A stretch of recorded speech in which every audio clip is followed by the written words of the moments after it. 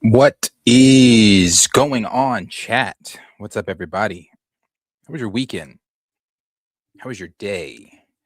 Since I am now streaming in the evening and no longer in the morning, I don't see you guys in the morning. So, how was your day? Did you guys have a good day? Did you have a good weekend? How was everything? Hope you guys were all great. Appreciate every single one of you that are here, that were waiting. That is so very kind. Appreciate the ones in the chat. Eugene, Lawrence, Groovy, what is up? Groovy, appreciate it. Lawrence, appreciate it. Eugene, what's up? He said, hell, I want to know if Lionsgate going to release a Michael sing-along theater version. It's cool. It's back in IMAX, but man, that joint was blasting in Dolby Cinema. That's cool. That's cool. Yeah, we're going to talk about that. We're going to get into all that. What's up, Johnny? Appreciate you being here. We're going to get into all that. We got some cool things to talk about today. Some good things to talk about today as well. So, one second. All right. So we're going to get into all those things. Profess, appreciate you being here as well. We're going to get into everything. Let's start. Let's start off the top with good news. You guys want to go good news first? You guys want to go what I consider you guys want to start good first? You guys want to start possibly bad first? How you guys want to go? What you guys want first? Appreciate it, Andre. Appreciate you guys being here.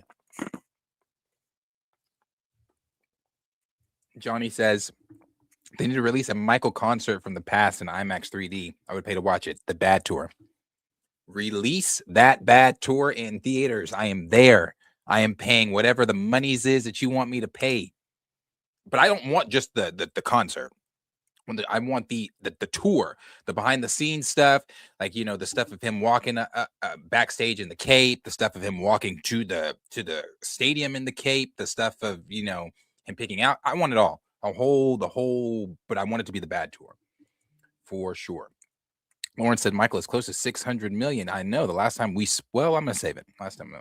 But yeah. Johnny says bad news first. Lawrence says good news. I'm sorry. Lawrence says good news. Eugene says good news. Lawrence said bad. We can talk about longer. LOL. Granger Bags a dare salute. Chat salute as well. Battery, what is that? Battery says, what's bad news? Like I said, it really is what you consider to be bad news and what I consider to be bad news. Professor said, if he is playing Cyborg, this will be the fourth naturally black character we have gotten from DC. Yeah, I wonder who he is playing. I'm not sure. Is Cyborg in Man of Tomorrow? Yeah, Cyborg in Man of Tomorrow. Why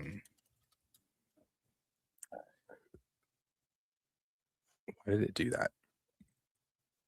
I know that Jean is.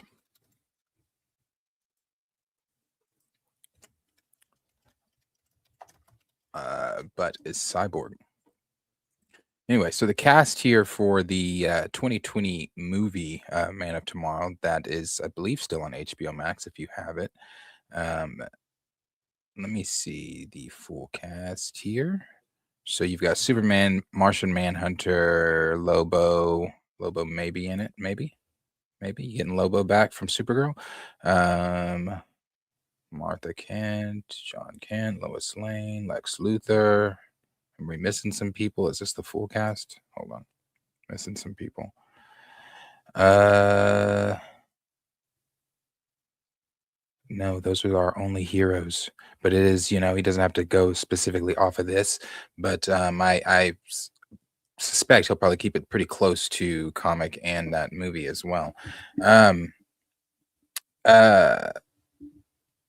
But anyway, so let us go ahead and get into. So we wanted good news first. Good outweighed the bad there from the vote. So we'll go ahead and start with good news first. We'll start with we'll go ahead and start with Michael. We'll go ahead and start with Michael because I consider that to be the goodest, the bestest news. So Michael, last time we talked, actually, let me start that over. Before Michael even hit theaters, when we talked about Michael, whether it be on Pantheon, whether it had been on Afternoon Woke Up with Chill and myself, or whether it had just been me or on Twitter or whatever, I had said what Michael was going to do. And I think anybody that is a fan of Michael Jackson, that honestly it has done their research on Michael Jackson. Really don't have to. When I say research, it's not like you have to do research on Michael Jackson, or that Michael Jackson is literally in death and in life one of the most famous people in the world. Again, the example I use is next to Jesus Christ. He is the most famous person in the world. So it's not like you really had to go do research on who Michael was to understand what this movie was going to do. What it was going to do. And not only what the movie was going to do, just the effect that Michael has. It's not just hitting the theaters that Michael is everywhere. Michael has taken over streaming, as far as being one of the top Billboard, or being on the charts again, even in death. I think they even said that he is the only artist to span over several different decades as far as being a top charting artist. You've got Gen Z reacting to videos on YouTube. You've got kids even younger than that, 3, 4, on TikTok, dancing and dressed up as Michael Jackson. You've got the older generation that is dancing in front of the posters at the movie theaters, or just people making TikToks saying, "Is it just me, or am I alone in this, or is there other people out there that just can't get Michael Jackson out of their heads?" Whether you're listening to his music, whether you're watching concerts on YouTube, whether you're watching interviews on YouTube, you're constantly just surrounded by Michael Jackson. I know my For You page personally on Twitter, Michael. My For You page on TikTok is Michael. That obviously that has a lot to do with what I'm liking and things like that. But it's not as if people out there aren't bitten by the Michael bug. It's unfortunate that this was not the reception that he had in his final days of life. It's unfortunate that it's not the reception he had in his final years of life. Wacko Jacko was really the headlines there, those final few years of his life, up until his death. So it's unfortunate that he didn't get to receive this reception, that this brilliant reception that he's getting right now, because literally he is everywhere. They tried their hardest. They really did. They tried their hardest to make it seem as if people didn't care about Mike, or to erase Mike, or whatever, or to defame Michael. But again, even in death, it is so obvious. So this number here, I left this way because this was the number. I didn't refresh this. This was the number on screen we last talked on Pantheon, which was Thursday. Today's obviously Monday. When we talked on Thursday, the film was sitting at 443 million. Currently, the film is now sitting at $581 million, projected to reach between 875 and $1 billion. $1 billion at the end of its theatrical run is now what some of the trades are projecting and things like that. Again, no one should be surprised by this. This is what Michael Jackson does. The name alone invokes you to want to dance. The name alone, people know that name. People know who he is. And again, Michael is bigger than the allegations, as you can see. Michael is bigger than the Wacko Jacko tabloids, and will forever be bigger than that. Your children's children will know who Michael Jackson is. So I think that this is great. Again, for the naysayers out there, your chillmongers and your Arthurs and your others, I want them to continue to sit in it. Sit in this. Take it all in. Sit in it. This is what he does. Now, I don't know if research has been done in that time that we have spoken about Michael, and maybe there's some confusion. Again, I said this the last time, Michael effect can be difficult to understand, and if you're not a fan, that's sometimes confusing. So if you're confused by what is going on, again, it's Googleable. The man is larger than life. He just simply is. He just simply is. So this is great to see. Part 2 is going to do the exact same thing. Jafar is already talking about, things in these latest interviews that he's done, things that he's looking forward to doing. He said he's looking forward to doing Smooth Criminal. He talked about the dancing and the things that they're going to be getting into. So yeah.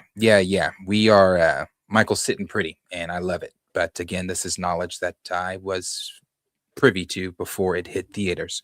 So and I've now seen it 3 times. I've seen, again, people on TikTok that have been going in saying, this is the closest thing I'm ever going to get to a concert, because I didn't get to see him in concert. And hell, I agree. It's close. It's again, not a perfect movie, not a perfect movie at all. As I said in my very first review, it still does not beat Jackson's The American Dream, but it is it's great. It's great. It's a celebration of his life, and I've loved it. Loved seeing it. So You guys let me know what you guys are thinking though. Do you think it's gonna hit that 715 mark? Do you think it goes to the billion mark or over a little over a billion? Where do you think that Michael lands at the end of its theatrical run? Something else I did not mention that I need to mention is also the Michael effect. The power of Michael, because Michael is so damn big and Mortal Kombat just cannot compare to Michael Jackson. Michael is moonwalking his way back into IMAX theaters this weekend. So if you didn't get to see it in IMAX, go ahead. Go this weekend. You'll get to see it. You'll get to see it in IMAX, and you'll get to see it even more. So go check that film out. Let me know where you think it's going to land. Um, where you think that this is going to land at the end of its theatrical run. Let's see here. Let's go to the top. Let's see. Professor said it still hasn't opened to Japan. No, it has not. Not yet. It hasn't. Bradbury said Variety has it projected at 800 million finished. Think that's accurate? I do not. I do not. Who was it? Rolling. I'm rolling with Rolling Stone and what they thought. They said that they thought it was going to be in between that 875 to a billion. I'm on the higher end, that billion. I mean, again, when we spoke last on Thursday, it was at 443 million. It has now climbed to 581 million. That's in 4 days. 4 days. So no, this is the thing about this is you have people that have seen it 6 times. You have people that have seen it 8 times. It has that rewatchability, and not only does it have the rewatchability, you have the people that have not seen it. I had a friend just text me that just saw it today, and he took his family. So there's people that still have not seen the movie domestically, as well as not opening in Japan or South Korea yet, but but the like Tina said, the walk-up traffic that Michael has. People that still domestically have not seen it yet, the people that globally have not seen it yet, you're dragging people to see it if you've already seen it 8, 9, 10 times. You're like, hey, come with me to Michael. Hey, come with me to Michael. I've told, let me see. I didn't tell them. I heard some people. There was this table. I was picking up food for myself, and this table behind me. Um, uh, One of the girls at the table asked the table, she said we should all go see Michael. It looks really good. And anyway, it wasn't eavesdropping on the conversation, but I did hear Michael's name, so I was like, oh, Michael. They're talking about the movie, talking about going to see it, and the trailers and songs, all that kind of stuff. Blah blah blah blah. He's everywhere. So I think Variety has it finishing at 800 million also because Variety has put out a few days before the film even dropped um an article about about scandals and stuff from James whatever the fuck his name is and Wade. So Variety is always pinned and betted on Michael's downfall. So it hurts. I'm sure it hurts Variety whenever they have to write something good about Michael. I'm sure it hurt them when they said, "Oh damn, Michael's actually doing good in theaters. Oh damn, it's going back to IMAX." But if they can put some type of snub or some type of anything in there, and that's that 800 million, because they know good damn well this film is going over 800 million. That's what Variety is going to do. So when it comes to Variety and Michael, I don't look to Variety and Michael. Lawrence said, "Moonwalking to one bill." I agree. Johnny said, "It's literally feels like we're back in the 80s, and I fucking love it." Lawrence said, "Unless Lion Gates and Universal do something stupid like put it on digital." Yeah, I doubt they're going to do that though. Doubt they're going to do that one. Professor said, "Variety is one of MJ's hate knowledge." Yeah, yeah. Lawrence also said, "I ain't forget how they did Sinners too." Yep, Variety has a black issue. Lawrence said, "They always on the wrong side of history when it comes to black projects." Professor Film said, Profess said it's only in its third week. Indeed. Indeed. Grinders and Thrag, it's far from a billion. Far from it right now. But again, are we not looking at the climb here in 4 days? In 4 days, it went from 443 million to 581 million in 4 days. In 4 days. So if it's climbing the way it's climbing currently, and it's only in its third week, are we not seeing a billion? Like, pragmatically, do you not see a billion? Not like, take your biases aside. Take like your love. Take my love. Pragmatically, do you not see a billion? Johnny said, and it's only in his 3 weeks. That's crazy. Battery said, I think a billion is a stretch, but I see 80. I don't see how y'all think that's a stretch. Again, pragmatically, mathematically, how I don't see how y'all think that that's a stretch. And again, it goes back to what I said.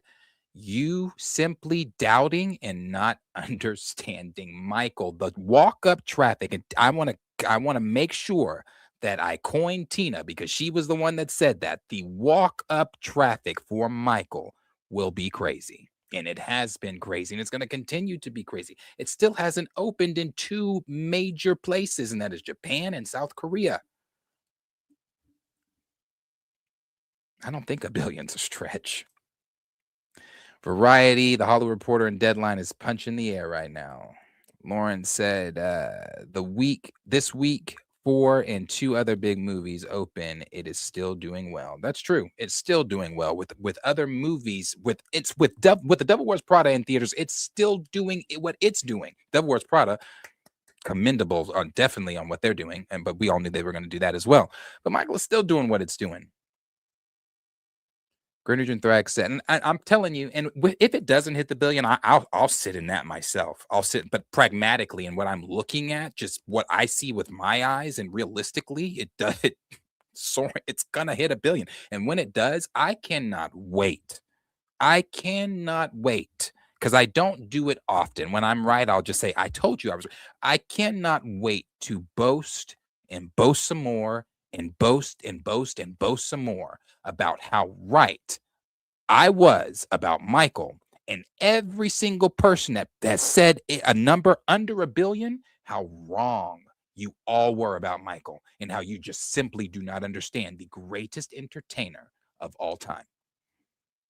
I can't wait. Can't wait. Granger's back said, my nieces are 3 and 5, and they love Michael Jackson right now. Right. Lauren said it also lost its IMAX to Mortal Kombat, but getting IMAX back this week. Yep. Battery says part 2 already shot. They have shot things for part 2. Yes, they've got. We've seen some of the behind the scenes pictures that they are doing. Because where it ends, as we know, is the Bad Tour. So they're still going to show more from the Bad Tour. They're going into the History era, the Dangerous era.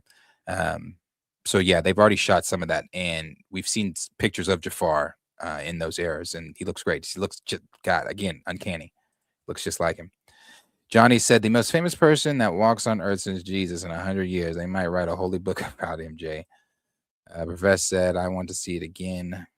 It's great. Lawrence said, I just hope this don't play a toll on Jafar. He can't just be him. Everyone associates with him with Michael, and he comes across more shy. Yeah, that's something too. I was saying, I mean, like, for example, when he was at the Lakers game the other night, the Lakers themselves, the stadium introduced him as Jafar, but the comment section, everybody was just like, and obviously being facetious, but that's Michael. That's Michael. That's Michael. He is definitely getting a lot of that. A lot of that. Their mannerisms are a lot of alike. I've seen a lot of side by side videos and things like that. Yeah, he's getting a lot of that. Eugene said he's seen it 3 times. Battery said book it at 890 finish. Yes, book that. Screenshot it. Professor said nice. Johnny said, I done seen it in IMAX, RPX, and 40X, and it's coming back to IMAX next week. So I'm going to watch it for the 4th time, 2nd time in IMAX. Nice. Let's see. Professor said, if Japan and other countries show up, it can make $1 billion. Yeah. Yeah. Icon Nick said, I think it's going to hit over 1 billion. I believe so too. I believe that as well. Johnny also says, still got to hit Japan, Korea, and Russia, and they worship MJ like a god in those regions. It's definitely hitting 1 billion. I really just don't know if people like, man, so you realize like when Michael would go to other countries or continents, he was meeting with the presidents and the kings and what like he was and they were wanting to meet with Michael, and he like Michael was on another level, bro. He was just on another level. It was, and I don't know where the disconnect is where people don't see that. Like, I don't know if, again, I don't know if it's like rage bait people are saying when people say these things, or if they genuinely believe to themselves that Michael is not, not one of the, not the biggest artist ever. And there's really nothing you could show me or tell me, or an artist that you could give me, or any example that could show me that he wasn't. And it's clearly still isn't. I mean, the man was larger than life. Larger than life. Lauren says the highest grossing domestic biopic, and it in the market is bigger. And here's the thing about that too. I also said that before, Michael. I said he's going to break another record, and he's going to break another record because that's what Michael does. I said he's going to break another record. And the record that he's going to break is the highest grossing biopic of all time.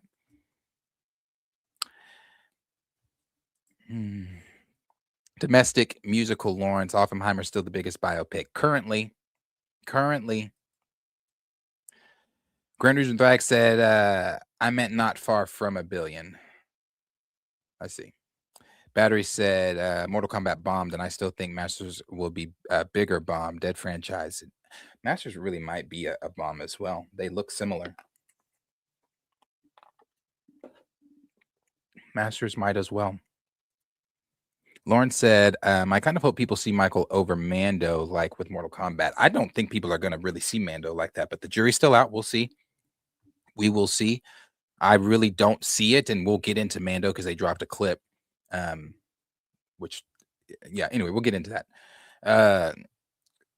Comic Chameleon, I haven't seen you in a while, said, I'm thinking it's going to hit 1 billion, even maybe 1.2 billion, because you all have not been to the theaters. It's a live concert. I'm telling you, man. People are dancing, dressing up here in Arkansas. Arkansas! Arkansas. They're doing this in Arkansas. Come on. Let's see. Where were we?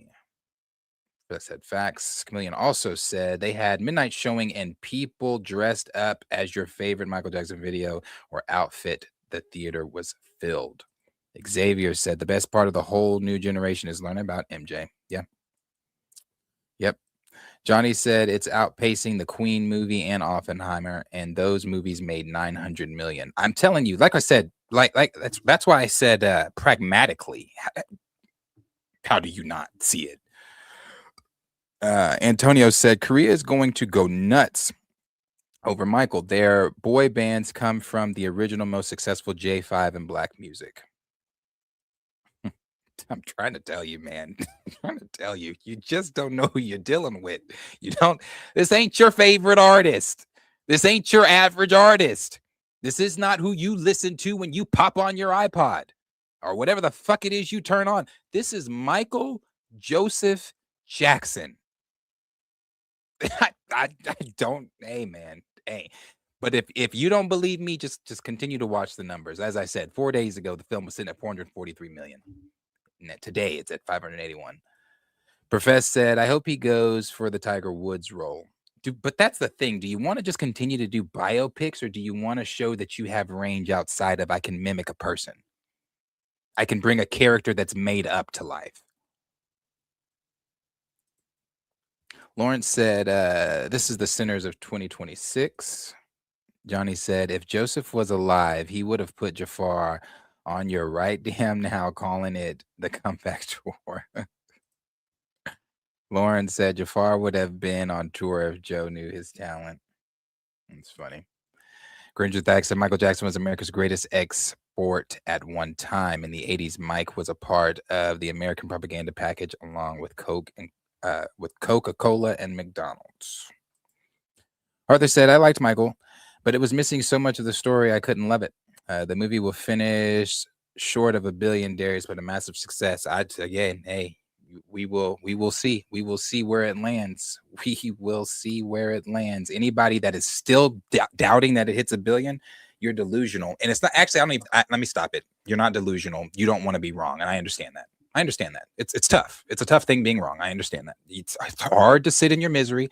It's hard to sit in your wrongness. I understand it. It's hard for me. when I'm wrong. I can admit when I'm wrong, but it's really hard for me to sit in that shit. So I get it. You don't want to be wrong. So of course you got to take the number up a little bit higher than I think. What was your number? 725. So you're now putting a little short of a bit. So I get it. I get it.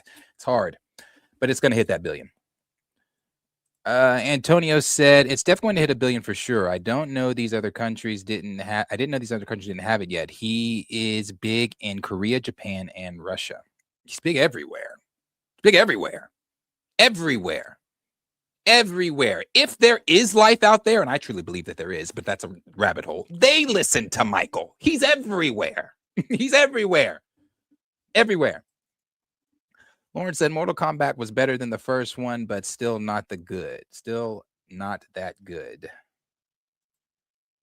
Eugene said when Michael took Dirty Diana off the playlist when he sang for Princess Diana because he thought it was disrespectful, only to find out that it was one of her favorite songs. Yes.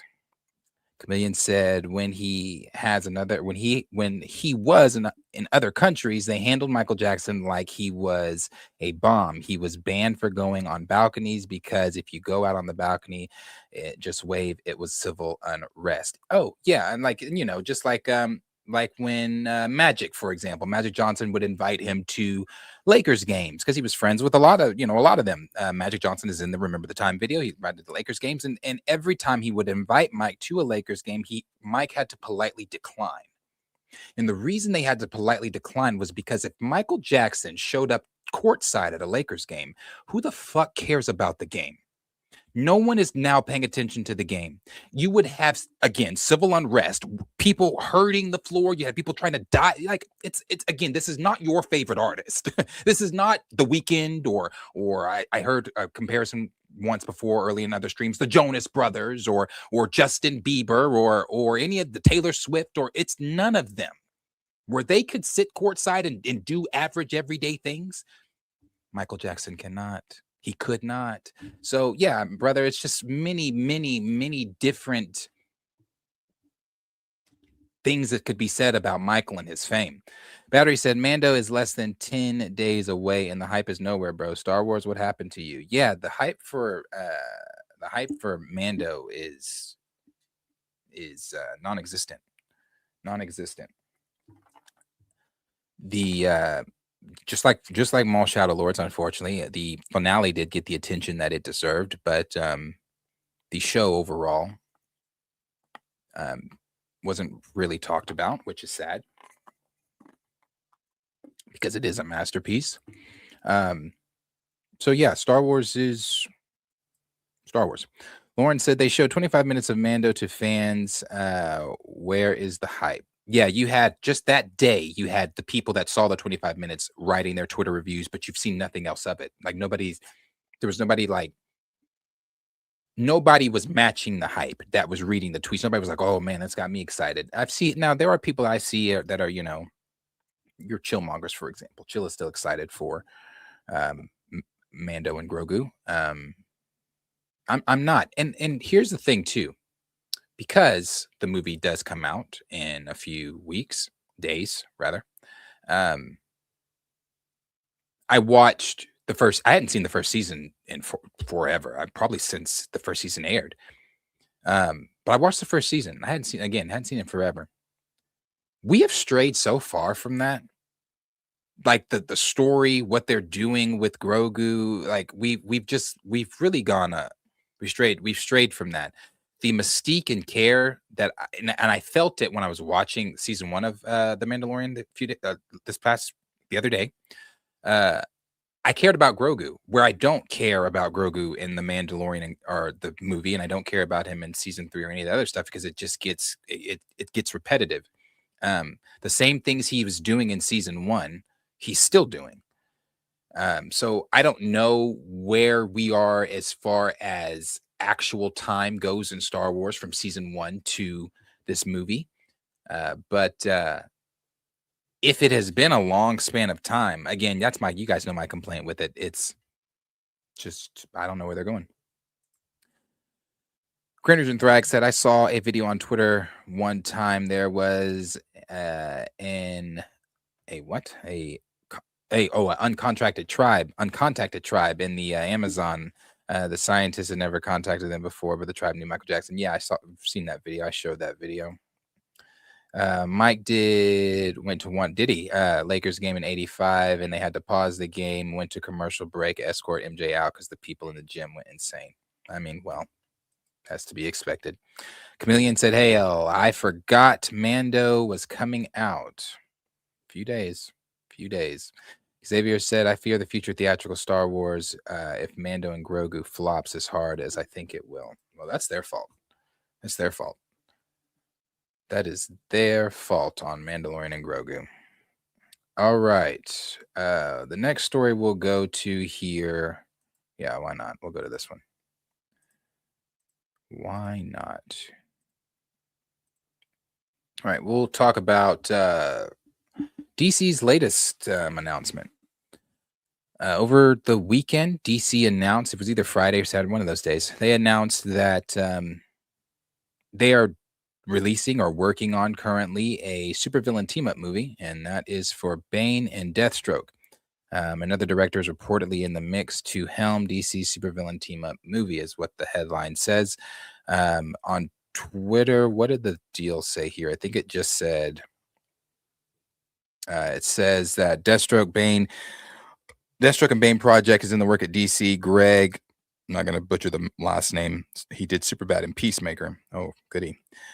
Is the front runner to potentially direct. It's still very early days on this project. A script hasn't come yet. I'll tell you what. Again, this is my, before I get into the article. Actually, let's go ahead and get in the article first. Let's do the article first.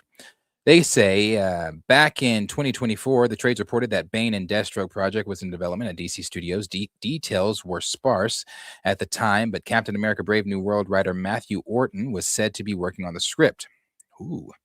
We assume the movie must have been put on the back burner, but earlier this week, we learned that Superbad director Greg Mottola was being eyed to helm. The filmmaker has also directed a couple of episodes of Peacemaker season 2. Motella hasn't landed the gig just yet. However, the Hot Mike's Jeff Snyder has revealed that somebody else, I don't want to butcher that name, Nobody Hardcore Henry, not seen it, is also in the mix. It says both characters have previously appeared on the big screen, with Tom Hardy playing Bane and Christopher Nolan's The Dark Knight Rises, and Joe Manganiello making a very brief appearance as the ruthless mercenary Slade Wilson, aka Deathstroke, in the post-credit scenes of Joss Whedon's theatrical released Justice League movie.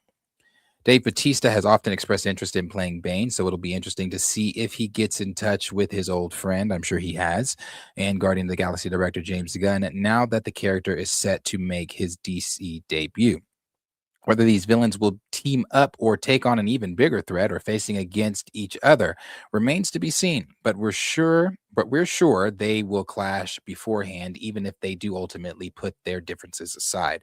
There were rumors that the project might actually be a Secret Six movie, but we won't know for sure until more details are disclosed. We assume the plan is for one or both of these guys to come up against DC's new take on the Batman. Oh, I'd assume so, right? Because they're both fucking Batman villains at some point, possibly even in the planned Brave New World movie. What do you make of this news? Let us know in the comments section down below. Oh, this is Gunn here. This is the introduction of the DC. This is the introduction of the DCU's Batman. Gunn said of the Brave and the Bold movie when Gods and Monsters State was announced, this is a story of Damian Wayne. Oh, I thought he's talking about Brave and the Bold. Damian Wayne, who blah, blah, blah, blah, blah, blah, blah, blah. We already know all that shit. Yeah, so my stance is the same. My stance is going to remain the same, and I stuck on that hill. I will die on that hill. I don't care, bro. I do not. I know that, again, there are some that will check for this. There are some that this really gets your DC gears grinding, but it does not get mine going. And again, it's not any fault of Guns. It's not any fault of Safran's. It's not any fault of Warner Brothers or DC Studios. It is actually, I guess I could say the DCEU has some stain on there, but it also comes to do with, you can plug Sony in there, you can plug Marvel in there, you can plug Star Wars in there, you can plug them all in there. It comes from years of being burned by other projects, including the DCEU, although it's not the DCU, being burned by other projects, and I just don't care. I don't care because it's not the Justice League. It's not a league member. It's Bane and Deathstroke teaming up to do God knows what, and God cares. I don't care. It's not something that I'm looking forward to. And then they put down there at the end of the article, these two will eventually fight Batman. Well, no shit, no shit. Of course they're going to fight Batman. They only exist because of Batman. So of course they're going to fight Batman. So I don't, again, for those that are checking for it, that's great. This is for you. That's what they are reaching a audience. That's what they want. That now is that audience going to show up in the box office? That remains to be seen whenever this project actually gets legs and moves on somewhere. As of right now, it's in the very early stages, but these early stages don't involve the Bat. These early stages don't involve the League. It's these two going up against a greater threat. So it's once again that Sony formula of let's take villains and do hero stuff with them. Now we don't know that that's what they're doing. This could be a completely different thing. They could be doing evil ass shit this whole movie. And I don't know who's going to combat them. The police? Maybe Batman shows up at the end, and I don't know. But I know he's not going to be in the fucking movie from beginning to end. So it's just like, for those that are looking for it, cool. But for me, it's why. For me, it's why. It's why I don't care. I do not care. I don't know what Bane and Deathstroke could team up to do. Now, they said they could be they said that they could be possibly setting up the six, but even if you're doing a Secret Six movie, again, is this not Sony? Is this not a Sony formula? Are we not looking at what we were looking at with Sony? Were they not trying to build to the Sinister Six? Is that not what they were trying to do as well? Now, again, I don't know what Warner Brothers and DC are doing. Maybe they're not building to a Secret Six. Maybe they are just when the Bane Deathstroke team-up movie. I don't know. But and I want y'all to coin that too. Coin that, because I want to come back to Let Gun Cook 3 years from now. So I want y'all to coin that, and I'll coin it too. If he's cooked, I'll give him his flowers. But in 3 years from now, with the current slate that is DC that's been presented, we have two different definitions of what cooking is. I don't find this to be cooking. This isn't sizzling. It's not preheated. This is none of that. Not for me. This is not what I'm looking for. The minute I saw this on Twitter, I said, and motherfuckers want to ask me why I'm so down hard on DC. Have you heard a sniff about The Flash? Oh, wait. No, you haven't. Have you heard a sniff about Diana? Oh, wait. No, you haven't. Have you heard a sniff about Bruce? I'll wait some more. You fucking haven't. You might get Jean in Man of Tomorrow. You better get Jean in Man of Tomorrow. Have you heard anything else? Now we know where Jon Stewart is. He's down roping cows and shit, so we know where he is. Have you heard anything about Arthur Curry? No. No one. Because we're too busy talking about Jimmy Olsen. Now we're talking about Deathstroke and Bane. We're too busy talking about Creature Commandos. Too busy talking about Clayface and it being a whatever the fuck kind of film they're saying it is. So while y'all are busy playing with the C-list characters that only exist because of some of these A-list characters, I'll be patiently continuing to wait for the A-list characters. And I'm going to continue to give what I think I'm gonna give my opinion on how shitty I think the DCU is off to. And I think it's off to a very shitty start. Not Man of Tomorrow, Superman. Superman was great. I love Superman. That's why I think I'm gonna like Man of Tomorrow. I'm going off of your resume currently, your Superman resume, at least currently. And your Superman resume speaks to me. I liked Superman. So I suspect I'm going to like Man of Tomorrow. But then when we go from the high that was Superman, and it's like, yes, you had the whole, the mural in the back with some of the former league members and things like that. And he said something, Gunn said some of those members or some of those guys are still a part or still heroes or whatever he said. It's like, okay, cool. We're getting some of that stuff. Nah, bro. No, he said, psych.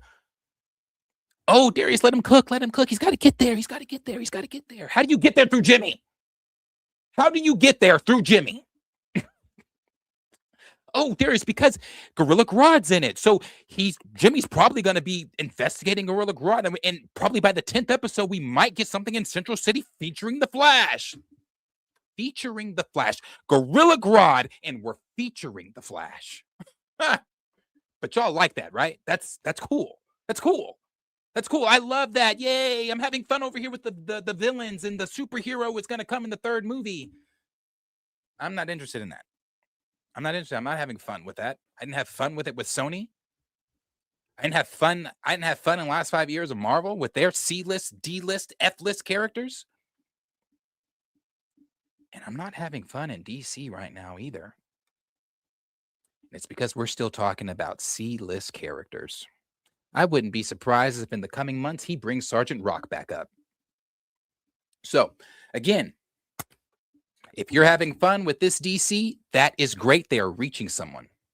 They're reaching someone. This is going to go out to people that actually want to see this. As for me in my house, I won't be. I won't be because I'm not seeing Clayface either. I don't even think I'm going to watch Clayface just to even come back and talk about if I liked it or I didn't like it. I'm so past that shit. Streaming wise, on my free site, if I was to just walk in the theater or pay for a ticket, I'm not watching Clayface. Not for me. I know that's going to ruffle some feathers. That's going to piss some people off. People are going to say I'm being negative. That one dude that always comments a Harry Potter novel every time I do a DC segment, it's got to comment and say, oh, I don't understand film and this and this and that. Hey, that's cool. If you want Clayface and you want to do a character study with Clayface, a character study of Clayface, then you are in the right place right now. DC's got your back. But you guys let me know. Are you looking forward to a Bane and Deathstroke movie where the Bat might show up? Where he might show up? He might get a name drop? Or maybe he might cameo for 5 seconds like he did in Creature Commandos? What are you looking for with DCU? If the current slate of DCU is what you're looking for, then you are right on time. But if you are looking for Diana, if you're looking for even fucking Red Tornado, maybe even Plastic Man, hell, maybe you might even be looking for Captain Atom, you might got some time to wait because the league is nowhere close, I fear. I fear the league is nowhere close. Now, I can humor and entertain this part because I'm sure in Man of Tomorrow, we're probably in Man of Tomorrow going to get some, because, well, hold on. In Man of Tomorrow, we're probably going to get some league attention. They might highlight the league toward the end there. Might, because they already did in the first Superman. You got Mr. Terrific, you got Guy Gardner, you got Hot Girl. Who else was in that damn team? Was that it? I don't remember. You got all those guys. So it's not as if the league is not slowly somewhat forming already. But how long? And why didn't we start there? Since you have all the toys. Like, I understood Marvel. We can't touch the X-Men. Now, their excuse of not touching the X-Men has been long gone. But in the very beginning, can't touch the X-Men because we don't have them. Can't really do Hulk with anything because we don't have him either. Can't do the Fantastic Four. We don't have them. We don't own the rights to these guys. So we cannot do the things that people are really wanting to see. With Gunn, there is no excuse. There is no excuse. Every toy in that motherfucking chest he has access to. But he's choosing Instead of the toys at the top, because this is who Gunn is, he likes obscure characters. Let me dig my ass all the way to the bottom and pull out a Booster Gold. Let me dig some more to the bottom and pull out a Jimmy Olsen. Which, by the way, in Jimmy's show, the rumor has it right now, Brosnan's not in it, neither is Kal-El. But we're going to be spending a lot of time at the Daily Planet. Well, Darius, they're probably too expensive. Well, then don't do it. Then don't do it. Then don't do it.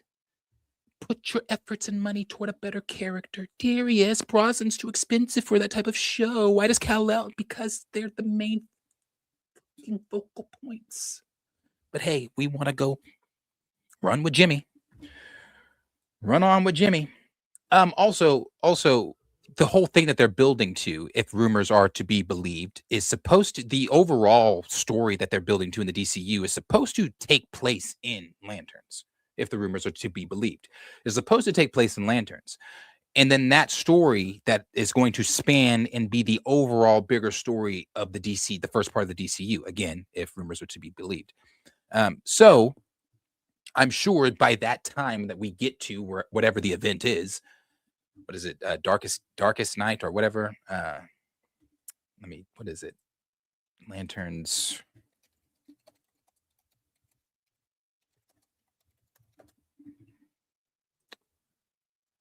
Blackest Night. Yeah.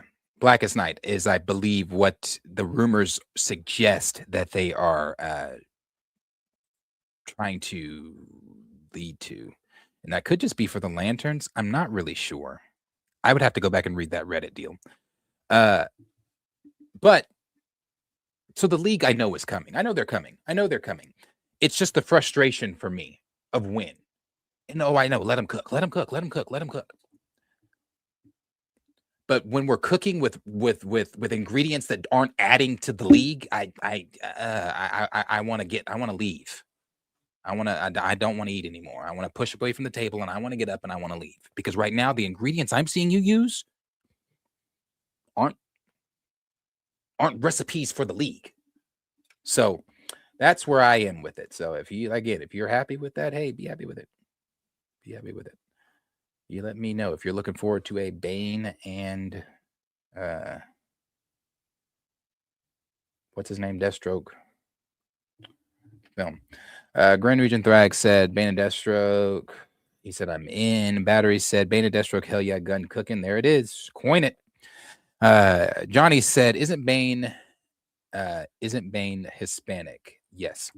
Battery said, Darius, do your best to be negative somehow, brother. Gun is cooking. Hey, if you see that as negativity, then I don't know what to tell you.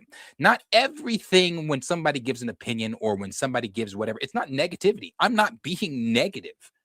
I'm simply telling you how I feel. I know that's not how you feel, but that does not then mean that I'm being negative. Because if I was being negative, I'd shoot down everything DC. I'd be shooting down Man of Tomorrow, which I'm fairly excited for currently. I'd be shooting down. I am shooting down other projects, but that doesn't mean I'm negative. I'd be down on Gunn, and I'm not down on Gunn. Despite what might be believed, I like James Gunn. I've actually praised James Gunn on his directing ability. I think James Gunn is a hell of a director. However, I'm not going to sit here and pretend that just because James Gunn is a good director, that I'm okay with Sergeant Rock, or that I'm okay with Jimmy Olsen, or that I'm okay with Clayface, or that I'm okay with Deathstroke and Bane before I have gotten anyone outside of Kal-El in the League. That just, to me, makes zero sense. And the reason it makes zero sense is because you are coming off the heels of the DCEU, who actually used League members. And although the DCEU was very all over the motherfucking place, I checked out. There were a lot of movies I didn't check out during the DCEU days. But although it was all over the fucking place, you're coming off the heels of still somewhat of a failed universe. So with that being known, and you know what people want to see, I mean, again, if I were to go up to 10 random people, and let's just, for shits and giggles, say that these random people have some type of knowledge about DC, and I were to ask them, What characters in a cinematic universe would you want a director or a company to start with? I damn guarantee you, I would reach my handful of people who want to see the league way before you reached your handful of people that want to see these obscure characters. And you're fooling yourself as well. If you tell me that you're more interested in seeing Bane and Deathstroke before Batman, you're also fooling yourself if you tell me that you're more interested in seeing Clayface before the Bat. There's and if that's your logic, I don't understand that. And the reason I don't understand is because the only reason those characters exist is because of the Bat. We're just running around Gotham looking for Batman, can't find him, but Gotham exists because of Batman. So yeah, I find it to be strange as well. I find it strange because some of these people that are saying let gun cook also, like myself, complained about the last 5 years of Marvel where we watched this same shit. Where we watched it already for 5 years. Different company, different characters. Same formula. Same formula. We've watched this for 5 years. So if you complained about the last 5 years of Marvel, but you're sitting pretty gun-ho and ready for Jimmy Olsen, if they bring Tatiana Maslany back for She-Hulk season 2, don't say a word. Don't say a word. Enjoy season 2 of She-Hulk the same way you're about to enjoy Jimmy Olsen. If they do bring Kamala Khan back for a season 2 of Ms. Marvel, sit in it. Love it. Even if they were to do an Echo, if they were to come out right now and say, we have so much faith in Echo, we're going 4 seasons, enjoy it. Because if you're willing to enjoy Jimmy and you're willing to enjoy Bane and Deathstroke fighting God knows who for God knows what reason, that's not Batman, then you damn well better be willing to enjoy Echo, Moon Knight, and whoever else the fuck they want to roll out that's not an A-list character. Because I just don't understand the logic. Dragon said, yeah, I'm not interested. Arthur said, not excited for Bane and Deathstroke doing work. This ain't Disney Plus. Telling you. Dan the man said, team up to do what, Darius? Dan, I don't know. I don't know. It's a mystery. What the? I don't know. I don't know. There's gonna. I guess we're gonna be watching Bane and Deathstroke just probably fight it out like they said at the beginning. Hey, let's team up. And then they're gonna beat the shit out of the Gotham City police. And at the end of the movie, guess what? The bat signal's gonna show up. At the end of the movie, the bat signal's gonna show up. And that's how they're gonna let us know that Batman exists in that universe. I am too fly Cam said, but how do you know Bats isn't in it? But how do I know Bats isn't in it? So do you think Batman, and this is a real question, I'm being so genuine. Do you think that Batman is going to be in the film the entire time? Or again, I gave examples of the Creature Commandos. I'm here for 5 seconds and I'm in the window. I'm Batman. Is it going to be one of those? Is he at the beginning of the film? Is he at the middle of the film and in the end of the film? If that's the case, it's a Batman Deathstroke Bane film. You have my attention. Is he showing up at the end of the film after those two have gone through Gotham's PD, beating the god fucking shit out of them? And Batman shows up and Gordon's like, we got a problem? And Batman's like, I'm here. Cut to credits. Is that your idea? Because if that's it, you better enjoy Echo seasons 2 through 4. It's not a real thing. I'm just saying. You better enjoy that. Because if Batman showing up gets your knickers up your ass for 5 seconds, we're in 2 different places. We're in different places. And I know we're in different places. I know we're in different places. Because I'm not interested in a cameo from the franchise's main character. I'm not interested. Batman is Gotham. Batman has all these villains, the rogues gallery he has. The only reason we're interested in now, some of these villains can hold films on their own. Joker is one of them. We've seen it. You could have done you could have done a Heath Ledger if had Heath Ledger not passed. You could have done a solo film of Heath Ledger, and it would have been phenomenal. You did it with Joaquin Phoenix. It was great. Now that second one, you got too ahead of yourself. People, you didn't need the second one. They never were going to do a second one, but they got greedy. That first one with Joaquin Phoenix was great, and the Bat wasn't in it, besides as a little kid. But I'd be lying to you if I said, and I said this the last time I talked about Joaquin Phoenix's Joker. I'd be lying to you if in all the, and I think I've said this before, for those that don't know, that is my all-time favorite comic book villain. So I'd be lying if I said during my enjoyment of Joker, I wasn't sitting there thinking to myself, damn, I wish Batman was here. I wish Batman could show up, because that is the reason I love the Joker.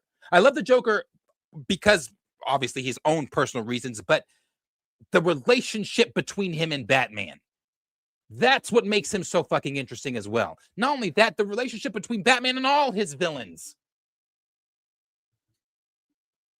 So, what is your idea of Batman showing up? Johnny says, let me find out DC trying to pull from Sony's playbook. I'm telling you. Lauren said he needs to focus on the big six. He does. Instead of the secret six, nigga need to be focused on the big six. Xavier Dragon said, not even microwave food. I'm telling you, bro, it's not a cook thing for me. D Sizzle said epic fail. Lawrence said, we tired of no-name characters. I'm tired, bro. I'm tired. I'm just tired. Battery said, I've heard about Diana, and he's clearly pulling together the Justice League in Superman 2. Keep doubting Gun days. Okay. What have you heard about Diana? What have you heard about Diana that we do a weekly show, myself a daily show, where I haven't covered Diana? What have you heard about Diana? And I'm being real. I'm not being facetious at all. If you've heard something about Diana, I'll cover that shit right now. What have you heard about Diana? Antonio said, ha ha ha, Darius is done with the side mission shit. I'm done, brother. I'm done. I'm done with this. I feel like I've rented a video game for the weekend and I'm doing missions. This is like, I'm just pick your character, Bane or Deathstroke. And then the computer's going to play the other character. Now we're about to go do some butt-ass fucking missions where Batman's not involved in the game. But hey, he's around somewhere. Arthur said, how is it shitty? I don't get it. He just got there. I've explained this before. You've asked that before. I think Chill has even explained this one before. Because it's not what we originally were told.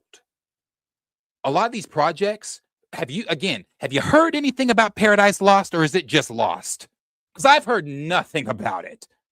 The last time he talked about Flash was when he said, oh, that's 3 to 4 years out.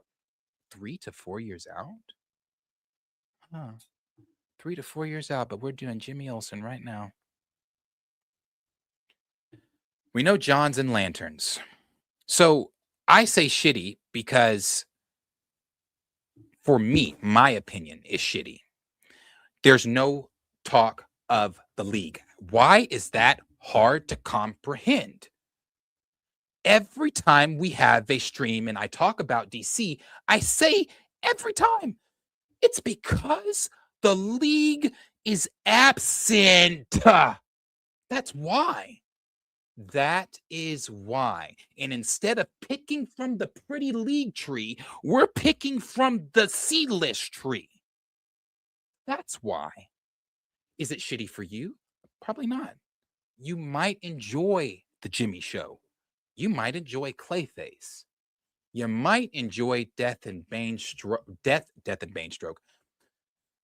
Bane and Deathstroke strolling around Gotham, doing God knows what against God knows who. That is for someone. Brother, it's not for me. It is not for me. So anytime that I say DC shitty, it's because we are void of the league. It's because we are void of talking about the league. It's because we are saying Flash is 3 to 4 years down the road. It's because we talked about Paradise Lost in a closet 4 or 5 years ago and we haven't brought it up since. It's because we've not talked about anything with Arthur Curry. It's because every time we talk about Brave and the Bold, it's like, oh, it's coming, it's coming, it's coming, it's coming, it's coming, coming. Nothing, no, nothing. But we got all the talks for Jimmy. We got all the talks for Bane and Deathstroke. We got all the talks for Clayface. Hell, if you bring up Sergeant Rock, he might even go on a rant about that. We got all the talks for these characters, but we are, again, why is that? Xavier said, trying to build the DCU without the core members first is wild. Battery said, but he's bringing together the big names. We're only one movie in here. Okay, guys, Jesus Christ. Have mercy. Yeah, sure. Okay. I think what I'm saying, again, either it's rage bait or it really is going over the head. So I'll say it one more time. We may be one movie in. We may be one movie in. But with us being one movie in the projects that have been talked about and discussed and named and finalized since that one movie in, have you heard anything about Diana? Have you heard anything about Bruce? Have you heard anything about Arthur? Have you heard anything about the Flash? And that's genuine, guys. I really want to know. Because maybe there's corners of the DC news I'm missing. If you've heard anything about any of those characters, please tell me. Please tell me. Then I can stop my rants. I can be like, oh, okay, maybe he's cooking. Maybe he is cooking. But from what I'm seeing right now, the chef's not here. The kitchen is closed and all the dishes have been washed. So I'm still waiting for this cook. So I hope that in that condensed form helps you guys understand it's not the amount of projects. It's the amount of projects that are void of talking, mentioning, or doing anything with the league. And I'll take back that mentioning because I don't want to mention. I know they're there. I don't want to mention. I want to see it finalized. That's it. That's it. Alien Superstar said, I just want good content, and DC has been giving me that. And again, boom, there you go. There it is right there. If you are having a good time, yeah. I mean, I can't say anything to that. Yeah, you're having a great time. Lauren said, no names. He has all the list characters or all the A-list characters. Alien said, and I'm going to continue to do that. Yes, you should. D-Sizzle said, I'm in the minority here. I hate guns. Take on Guardians of the Galaxy. I've had zero confidence in guns running DC. Super from Battery. I don't have the things, but I'm going to get them. But he said, appreciate that. Wait, do I have, I think I have something I can use from Battery. Thank you, Battery. Oh, shit. Oh, shit. Oh, shit. Thank you for that. $2 super chat said, won't even give Clayface a shot. You lack vision. Oh, that's what that one guy told me. He said, I lacked vision. He said, I don't understand film because I'm not looking at Clayface with the fresh DC eyes that you all are looking at it with. Listen, I don't give a rat's ass about the vision I lack. And if I lack vision, then that's okay. It's vision I won't be using to watch Clayface. I'm fine with that. I'm fine with that. Okay? I forgot I had these. I'm about to start using the shit out of these. Appreciate that.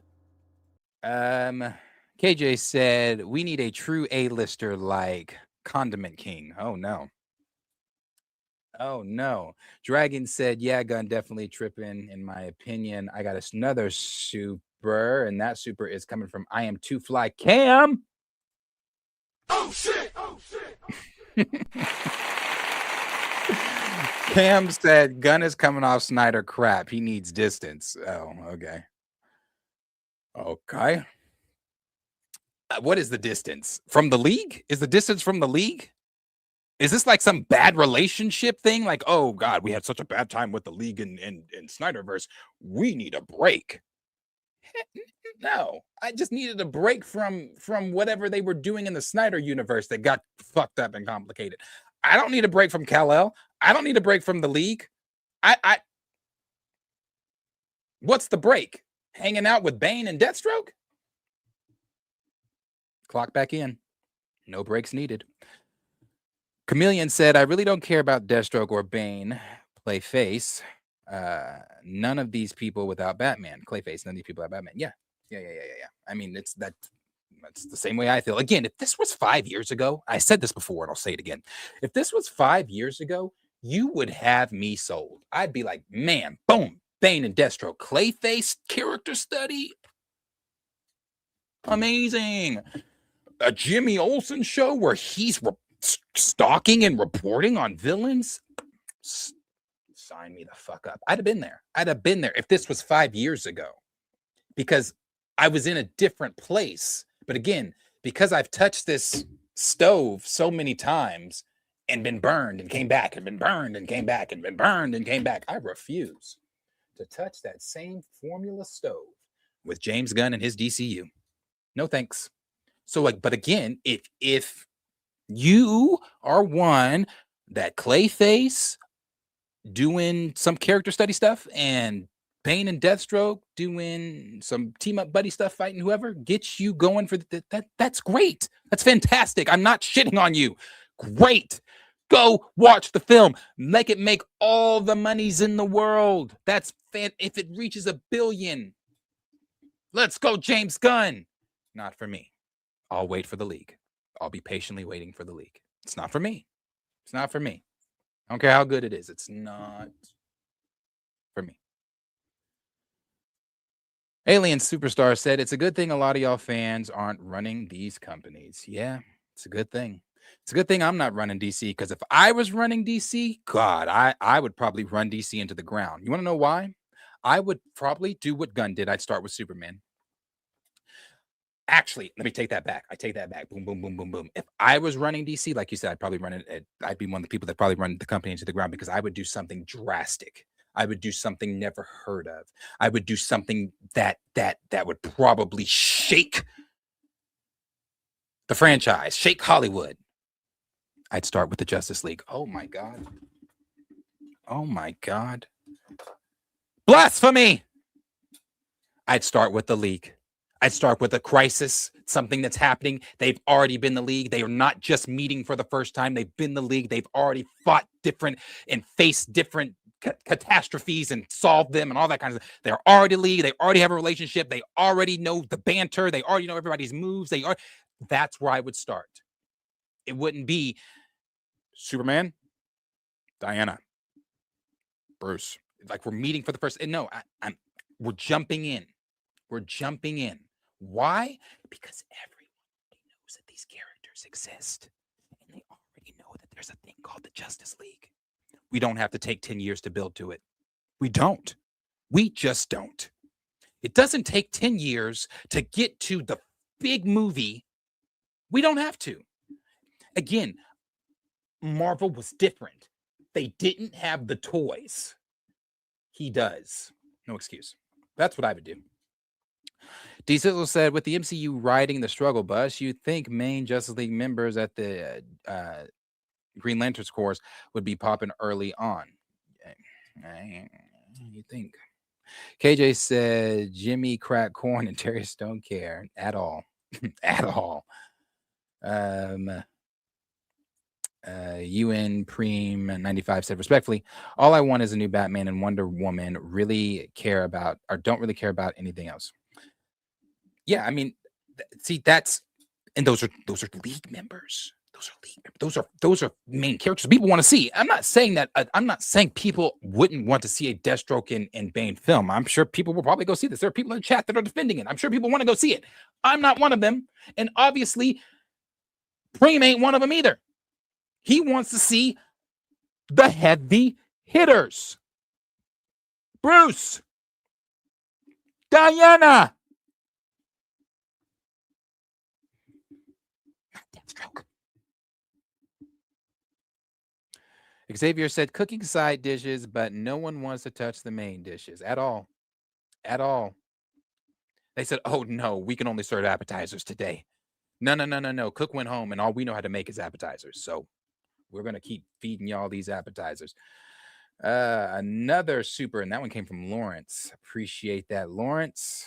Oh shit! You think if the Batman 2 is better, they should make him the DC Batman. How do you think Clayface does? I think Clayface does good because it has a very low budget and it's going to be coming out around Halloween and it's got body horror and it's got all types of, that. And the second trailer hasn't come out, so we don't, excuse me. The second trailer hasn't come out, so we don't know exactly. We'll know more from the second trailer what it's going to be leading into in the movie and all that kind of stuff. But I think Clayface, by and large, says okay. See, I can shit on it for my dislikes, but still be realistic. I still think it's going to be okay. I think it's going to be okay. This one, Bane and Deathstroke, I don't think that's going to be okay. I don't think that's going to be okay. The reason Clayface is okay, one, the budget, two, the time of the film. It's a horror film. It's coming out around October, around Halloween. Three, it's the whole body horror thing. A lot of people are into that. So I think Clayface as well. And do I think that they should make Pattinson the DC Batman?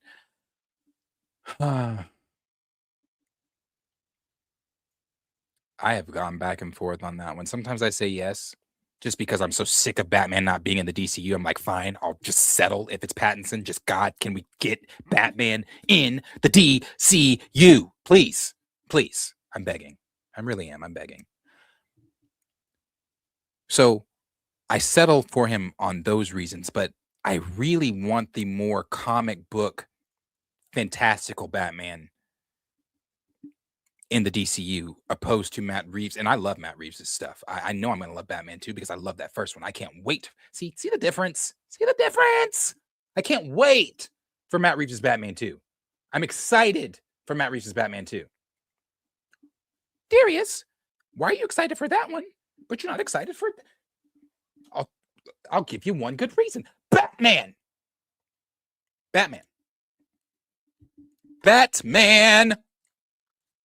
The Bat, Bruce, the Cape Crusader, whatever the fuck you want to call him, he's in it.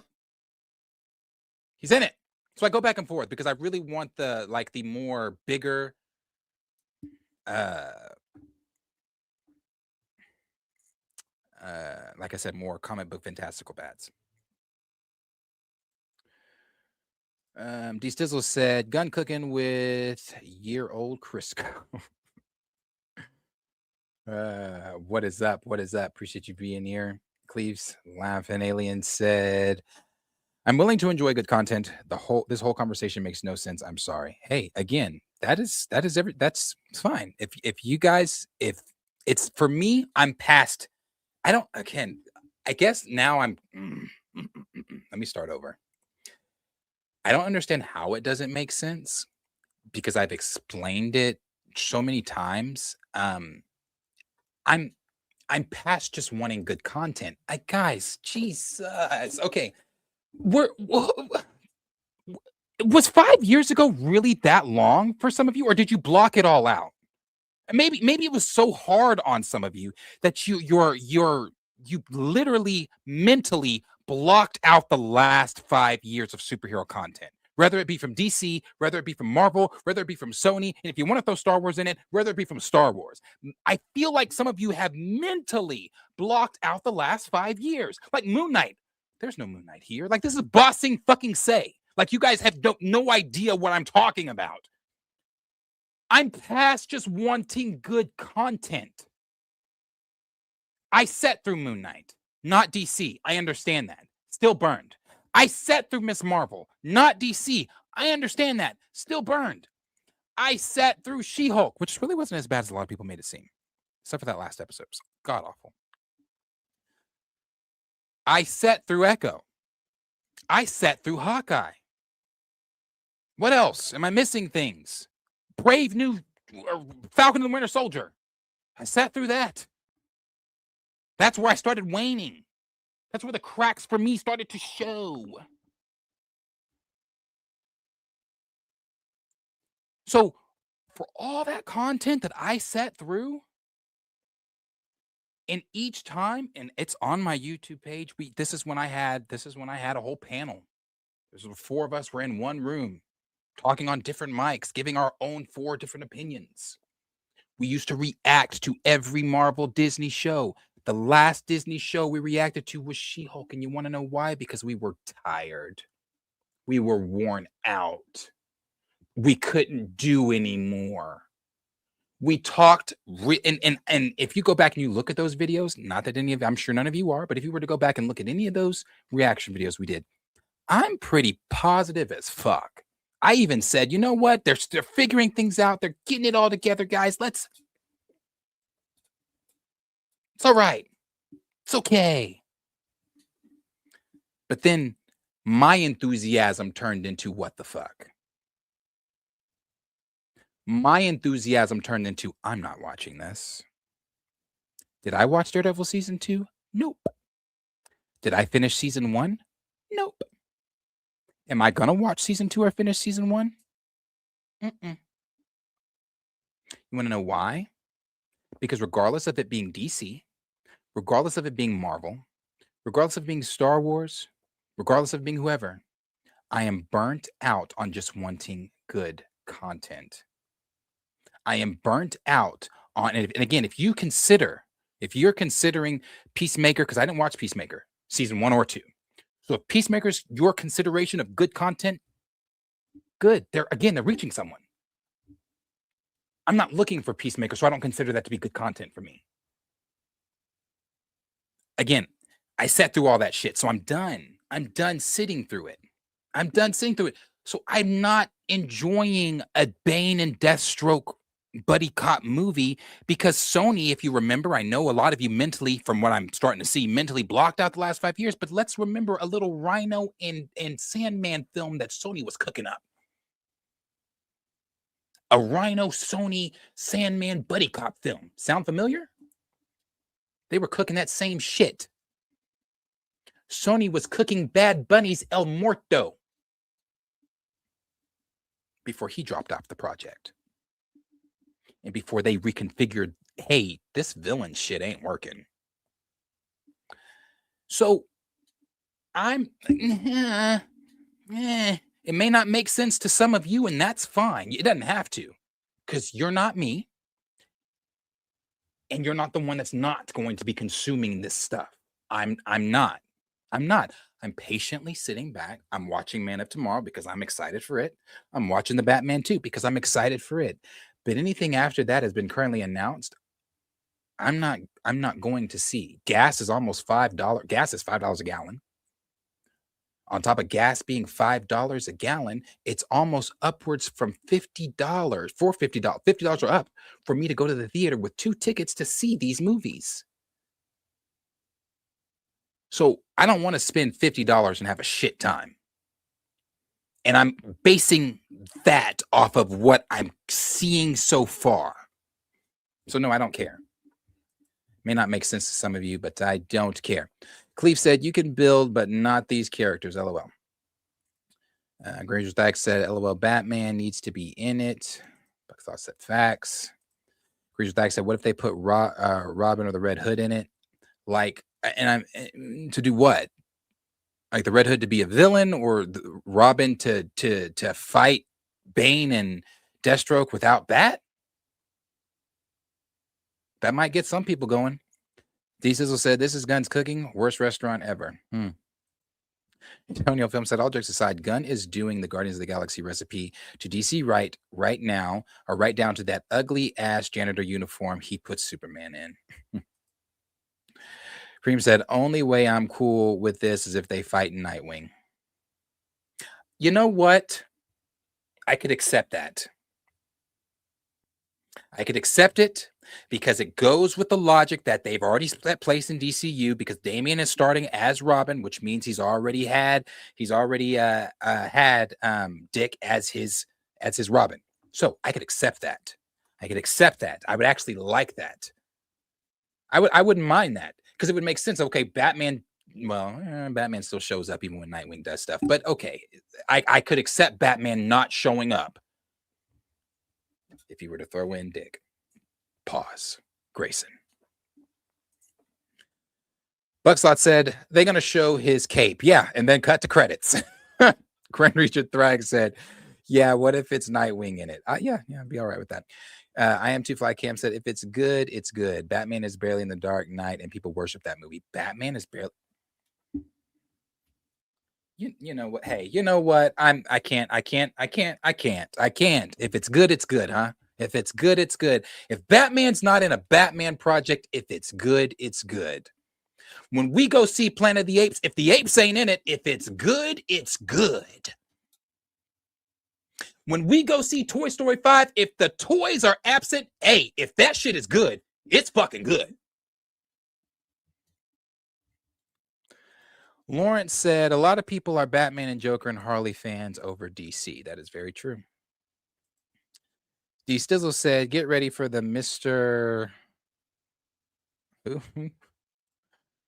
Inner Chakra said the first Joker movie literally told us that he wasn't Joker. That took me out of the movie. Yeah, I didn't like that either, but I still enjoyed. I was still like, yeah, this is good. This is the best Joker we've gotten since Heath. It's good. Lauren said, meanwhile, The Boys is charting, but Daredevil Born Again is not. True. They said James Gunn loves his side characters. DeSizzle said, already introduced said they already introduced Diana in Superman sequel, Batman versus Superman. I don't think they tried to do that twice in a row. Oh yeah, I was waiting on that. Did Battery give me something? Diana has been heavily rumored for Superman 2. Let's be real, please. All right. Let's be real, please. Let's be real. Let me see. Let me make sure we're on the same screen.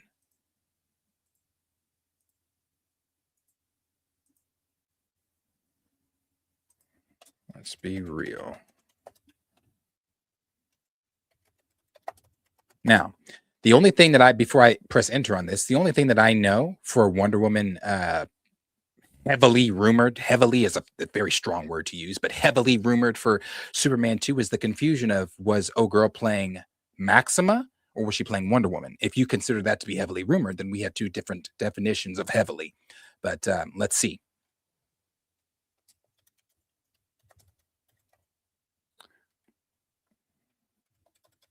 Oops.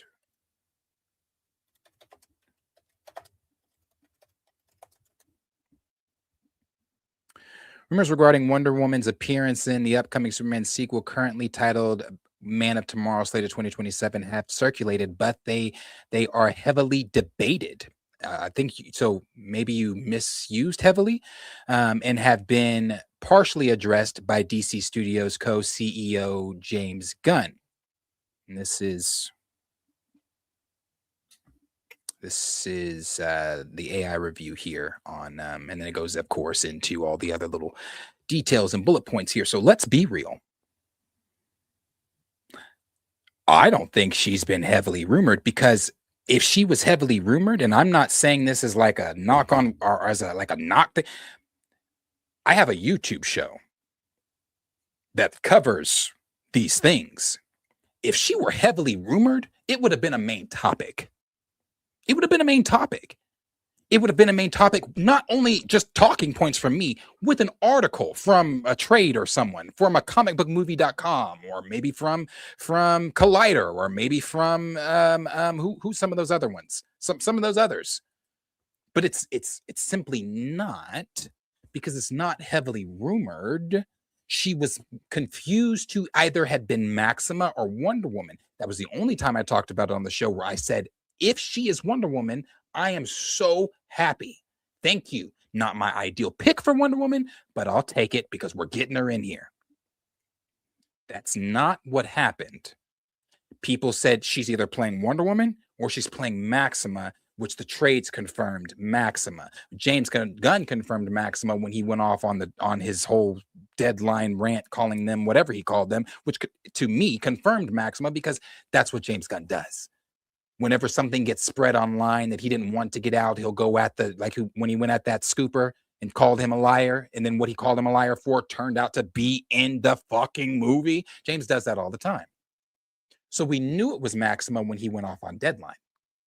So heavily rumored Diana, Wonder Woman. I'm going to end with what you said, brother. Let's be real, please.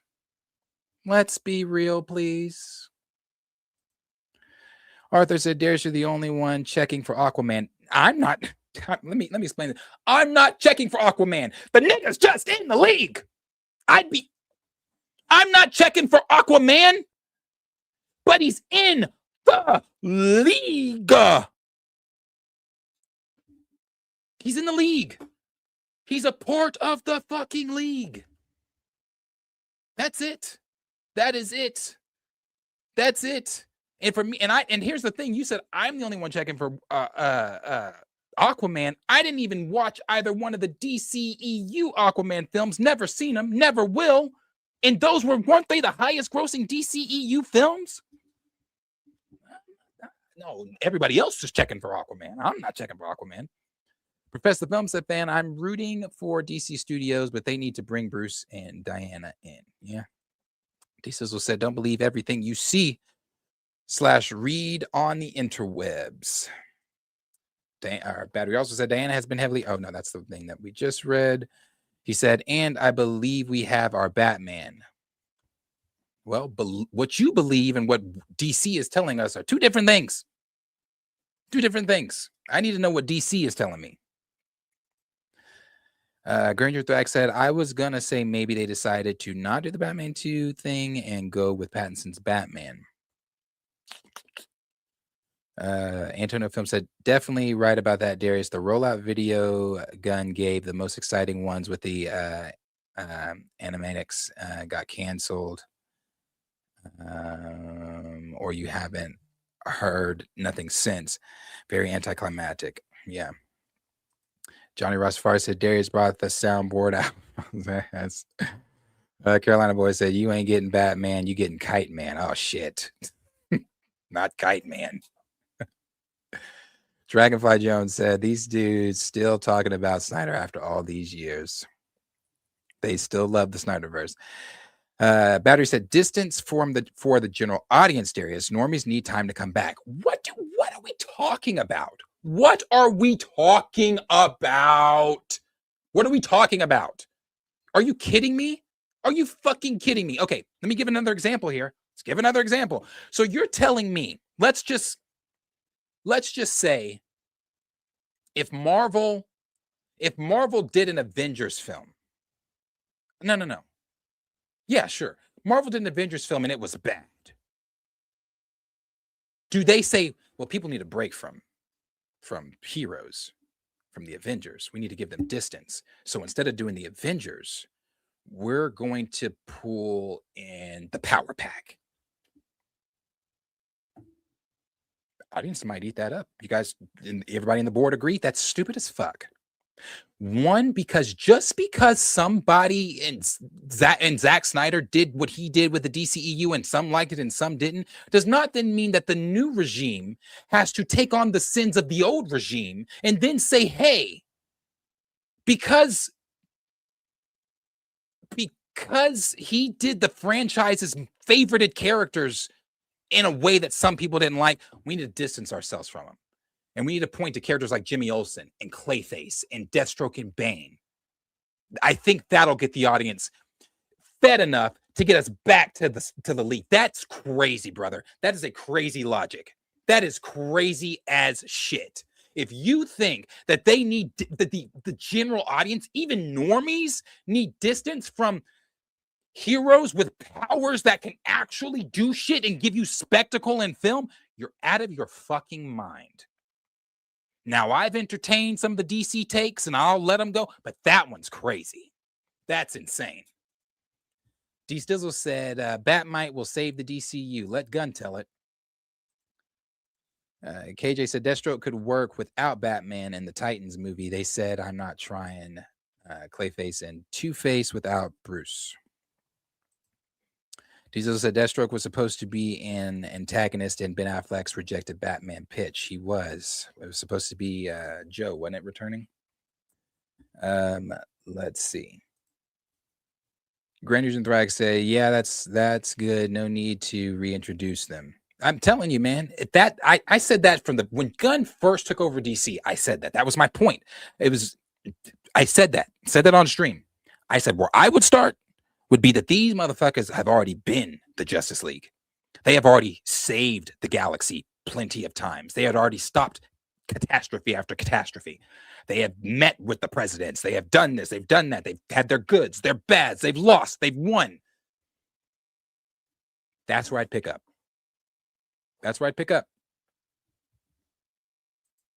Or my other option that I've always said, I would go the Young Justice route because it's a brilliant fleshed out formula. Professor Film said, I think some of the fans would do a great job at running a film studio with the right people around them. Yeah. Diesel said breadsticks and stale salad. Antonio said, I would have loved to have seen Justice League mortal the already established league. Wolverine said, will Batman be in the Bane film? I don't know, Wolverine. I don't know. Right now, it's in the early stages. But if I had to bet, I'd tell you no. D Stizzle said, can a brother get a proper Bat family film? Grand Regional Thag said, LOL, we love this superhero shit. There's actually like Moon Knight and Captain Falcon. Hey, again, it's for some people. One of my biggest complaints with Moon Knight is how they hype that shit. You got Kevin Feige even do a special featurette during the Moon Knight. Because we again, if you were here during our early days, we reacted to everything. We had a reaction video to everything. So we reacted to the featurettes we used to. And I remember that featurette. I remember Kevin Feige saying, oh, this is Marvel like you've never seen it before. And it's gonna be hyper violent and da-da-da-da-da. Man, the first episode, you get Moon Knight grabbing a jackal, not even a real person, a made-up fictional fairy tale figure, grabbing a jackal and beating the shit out of it. And the camera slowly pans to the fucking bathroom wall. I said, that's a choice. I hope just a choice for the first episode, but it's a choice. The nigga blacked out, came back. Everybody is around him dead. His hands was bloody. Okay, so this is an ongoing thing. We're doing this for 6 to 8 episodes. Okay. Yeah, I didn't. But for those of you that did, that's great. I didn't enjoy brand new fucking in the Winter Soldier shit because I always say this. I give praises where it's due. I understand that show went through it was chopped and screwed over and over and over because of the COVID-19 virus, and the original plan of the story was too close to COVID, and they didn't want to It's not changing. That ain't affecting the boys from doing what they doing. It may be close to what's actually happened in the presidency and things like that, but they're not. So they changed a lot, and then you now have the Flag Smashers, and he's this little girl with the superpower, and she's beating the hell out. I didn't enjoy that one, but I did enjoy the first episode. That first episode was good. There were moments in Falcon and Winter Soldier that were great. The Dora Milaje showing up were great. The Dora Milaje show up. The Dora Milaje have jurisdiction wherever the Dora Milaje find themselves to be. Great shit. Great scene where he met Isaiah. Great scene when the very first episode when he's chasing after Batroc. Great scene, especially the flying in and out of the helicopters. That shit was great. It was great. Overall, the show did not do it for me though. Professor the Film Fan said, I wanted to like those shows. So did I. So did I. D Sizzle said, based on previous failed attempts and current releases, being super skeptical is more than fair game. Is it not? That's why I'm so confused when people are like, oh, you're just being negative. What? What? Absolutely not. Absolutely not. Speaking from experience, Professor the Film Fan said the Titan series ruined the Red Hood story. Didn't watch the live action Titan series. I tried to watch it. Wasn't for me either. D Sizzle said DK Batman and Bruce was weak in his own film. Nerds only praise it for Heath. I praise it for Heath. I praise it for Heath. Arthur Rose said, don't be obtuse, Darius. Diana casting rumors have been around. Okay, that's not.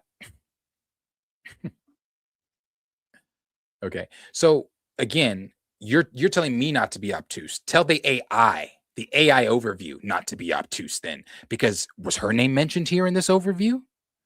Did they say that it's been heavily rumored? Again, guys, you guys act as if I don't have a YouTube channel. You act as if you're not watching my show right now where we are covering hot topics. Don't you think if Wonder Woman was a hot topic and there were rumors outside of the Maxima stuff surrounding Diana with the rants I've been going on with DC about the league, don't you think, pragmatically thinking, that I would cover that news? Don't be obtuse. Huh. Professor the Film Fan said they should debut their versions of Diana in Superman film. Arthur Rose said, Jeff Snyder says she's playing Wonder Woman. He said that almost a month ago now. Come on. Okay. Okay. So Jeff Snyder said she's playing Wonder Woman, and Jeff Snyder is a scooper. But the trades said she's playing Maxima. Now, in order for the trades to put that out and not have been debunked by now by James Gunn and others, where do you think they have to get that okay to put that in publishing from? The studio. Safran, Gunn, maybe even Zaslav. I don't know. But it has to come from the studio in order for the trades to put it out there and make it official. Since Deadline made it official, has Gunn debunked it? Safran debunked it? Has DC Studios debunked it? No, they haven't. So while you're saying, come on now, again, this is where I have to flex a little bit. This is what I do.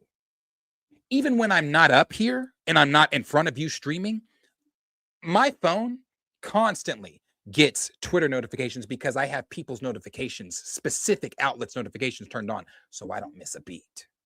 So that I'm always up to date and up to knowledge on what the fuck is going on, so that when I do sit down in this chair, it's like I say all the time, I like to know what I'm talking about so I don't get up here and make a fool of myself. So you may think I'm making a fool of myself in this Diana conversation, but I guarantee you, brother, you can't find me a link and send me a link that definitively shows me, other than what Deadline has said, because they're a real trade, about her playing Maxima, anything about Wonder Woman, tangible evidence about her being in Man of Tomorrow, or about a girl playing her in Man of Tomorrow. So your come on, again, falls on deaf ears. Your obtuse, again, falls on deaf ears. Because, again, this is what I do. This is what I do. I'm no Den of Nerds. I'm no John Campea. I'm no none of those guys. But at the same time, I do my due diligence before I get up here and sit down. I like to know what I'm talking about. And so I behoove you to find me a link. Send me something. Send me something. Show me something that's not from Jeff, because Jeff's already been debunked. Jeff is a scooper. He gets scoops. And sometimes, if you notice, Let's go into this now. Sometimes if you notice, when a scooper gets a scoop, let's go with this, for example. This is perfect. Daniel RPK. For the past early last week, Daniel RPK tweeted, I think he tweeted Sunday night first, last Sunday night first. Disney is giving a big trailer tomorrow. Now, in order for Daniel RPK to put that out there to his Twitter followers, he had to have gotten a message from his inside source. Now, let's pause there for a minute. Sometimes those inside sources that didn't give those messages to the trades, the scoopers, are not always correct. They might have their, Disney's doing a big trailer. He told him it's tomorrow. It was no lie that Disney was doing a big trailer because they did one. It just wasn't that day. So somewhere along the pipeline, before it got to Daniel's ears, the timing of that trailer got mixed up. And that's not the only time that that's happened. It's happened with other scoopers and things when they've given scoops before too. They might say something and half the scoop might be correct and the other half might not be correct at all. But by and large, they got somewhat of the scoop correct. So when Jeff scooped that she was playing Diana, that was before Deadline, a credible trade, came out and said she's playing Maxima. So again, before you want to, try to come on me or obtuse me or whatever, do your due diligence and make sure that, again, I will be quiet. I'll shut up and I'll bend the knee. I will bend the fucking knee. If you can send me a link, not from Jeff Snyder, right now, that trumps what the trade said from Deadline about her playing Maxima. Because there's no way in fuck I'm believing Jeff Snyder before I believe Deadline. It just wouldn't make sense. Doesn't make sense. That's like me going to Nick Fuentes before I go to CNN. Does that make sense? The Lawrence Report said, so many characters in the Superman movie, maybe a little overkill. D. Stizzle said, I dig some Adriana, but she's too tiny for Wonder Woman, and most nerds didn't even know who she was until they found out she worked with Gunn. Johnny Rastafari said, it's crazy. In the history of DC, they only had a couple $1 billion films, Aquaman and this Chris Nolan Batman. Yeah, it is crazy. It is crazy. Dragonfly Jones said, I meant some fans are still blaming Snyder because people aren't interested in the new DC of that too. Yeah. Let me see. Nothing brings normie backs like big names. I'm not even gonna.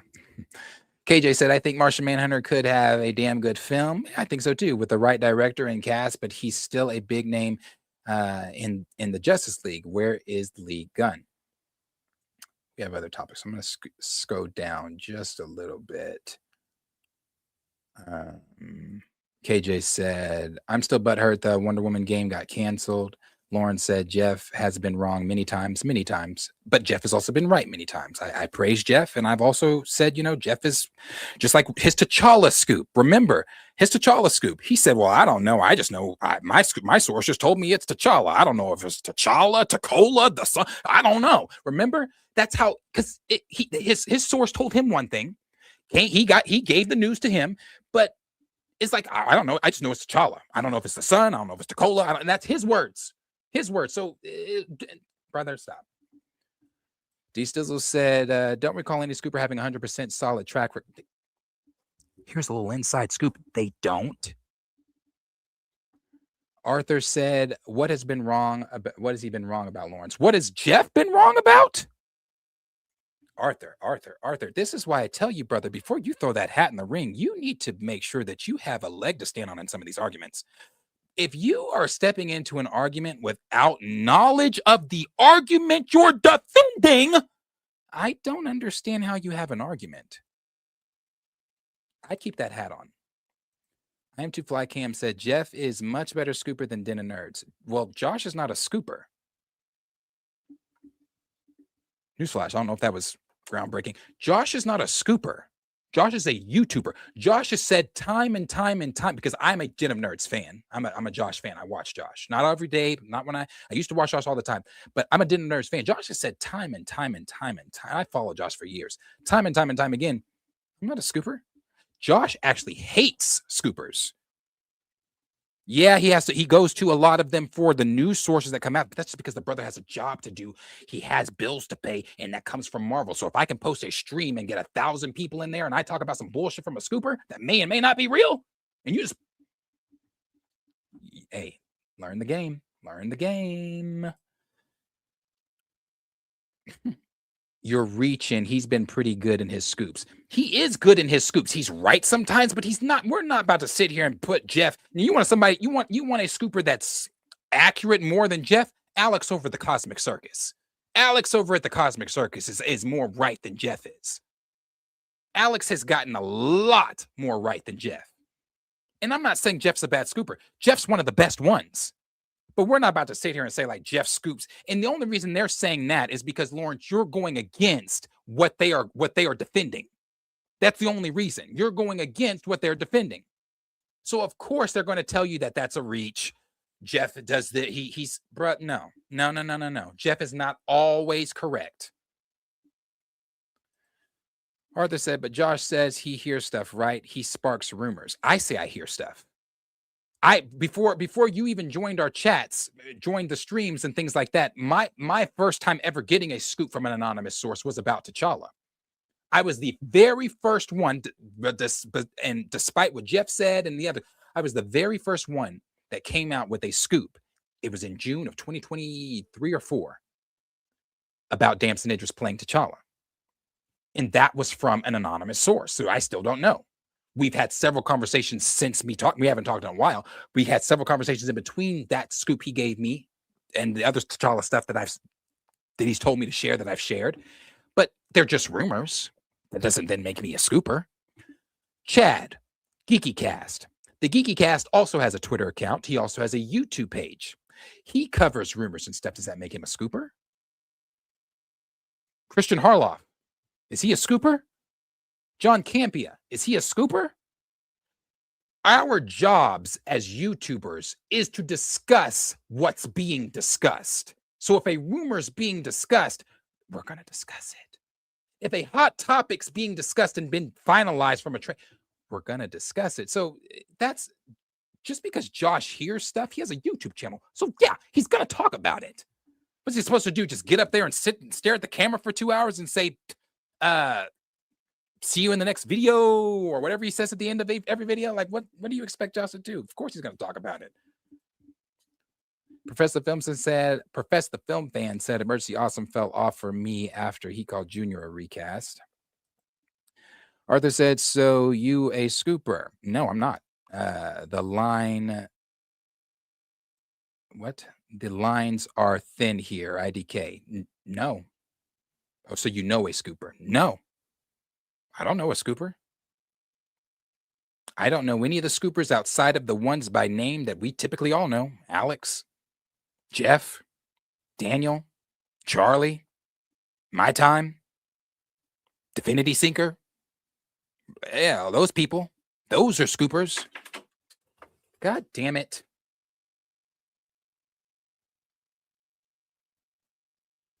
Those are scoopers. I'm not a scooper. I don't know a scooper. I don't consider Tina a scooper. Tina, I don't even think considers herself a scooper.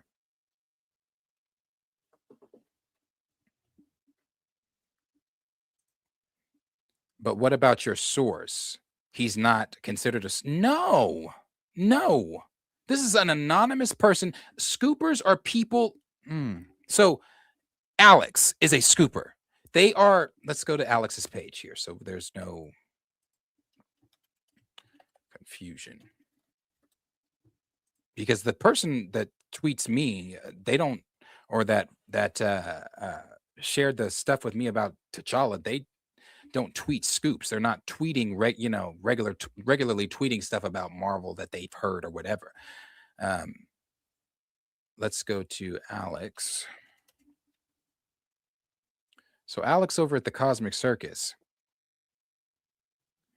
This is just for clarification purposes and to settle a friendly debate. I got going on here. We're all of the Inquisitors.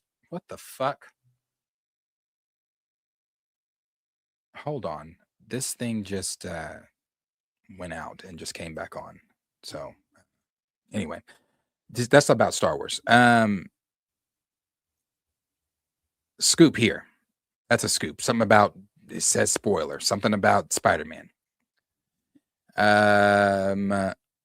Him vaguely winking is always him saying, alluding to something that he's talking about or whatever. Let's see. It's another scoop from him. His Q&As he does. Where's he has the links to his Q&As. He'll do a Q&A where he has his the people that pay for scoops. He'll ask them, those people will pay for him to answer one of their questions, and they'll answer his question, or he'll answer their questions and give them a scoop or whatever. He said, I'm ignorant on some of these terms. Sorry. No, you're fine. It's not he's not a scooper. So scoopers are people like Alex and Jeff that are going to consistently give scoops that say, hey, I've heard this, or this is what my sources told me. This is what Disney plans on doing. This is who they plan on casting. This is the next movie or project that they're doing. This is who's directing it. This is who's writing it. This is what I've heard from my sources. Those people are scoopers.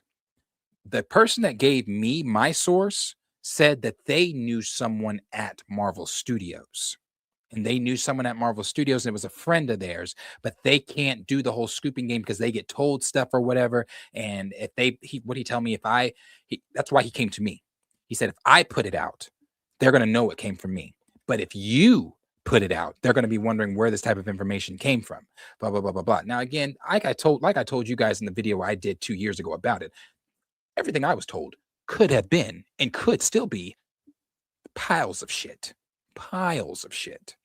Just because he told me whatever doesn't then mean it was real. And I made sure I preferenced that every single time I talked about a scoop that was given to me from this person. But that, no, not a scooper. I haven't even seen them tweet in a while, actually. They haven't tweeted me in a while. My Time to Shine is a scooper, but she's wrong a lot. She is. My Time likes to ride the waves. All right. Now that we've gotten DC out of the way, let's move on to Marvel and what they are talking about.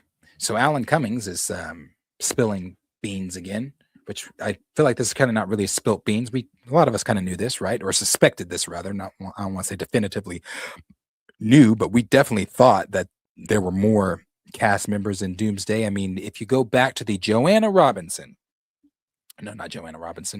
the Hollywood Reporter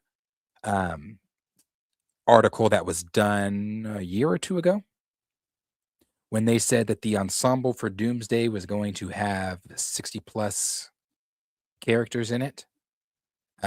So yeah, and that was from a trade. That wasn't from a scooper. That was from a trade. So they more than likely got that from Marvel Studios themselves, that gave them the okay to say, sure, put in there that there's going to be 60 plus. Blah blah blah. These the Hollywood trade, Hollywood Reporter, Variety, Deadline have a relationship with Disney and Marvel and Star Wars and Disney, to where if there is something that they can put out, they have to get the okay from said studio. Then said studio will tell them, this is what can be stated in it. This is what we approve, blah, blah, blah, blah, blah. Then they will go out there and do whatever they've said. That's how you know if a trade says it, 9 times out of 10, that shit's definitive. Until the trades come back and say something like, oh, no, they've, gone a different direction or something like that. But if the trades say it, it's definitive. So he had said to the Hollywood Reporter had said that it was going to be a 60 plus ensemble, which I believed because it came from them.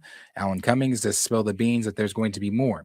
So he said, of all the actors announced as being part of last year's massive Avengers Doomsday cast reveal, Live stream, Alan Cummings might have been the most surprising. Cummings made his first and only appearance in the 20th Century Fox X-Men franchise as Kurt Wagner, aka Nightcrawler in X2, but declined the studio's offer to reprise the role in the third film because he had no interest in sitting through the audacious,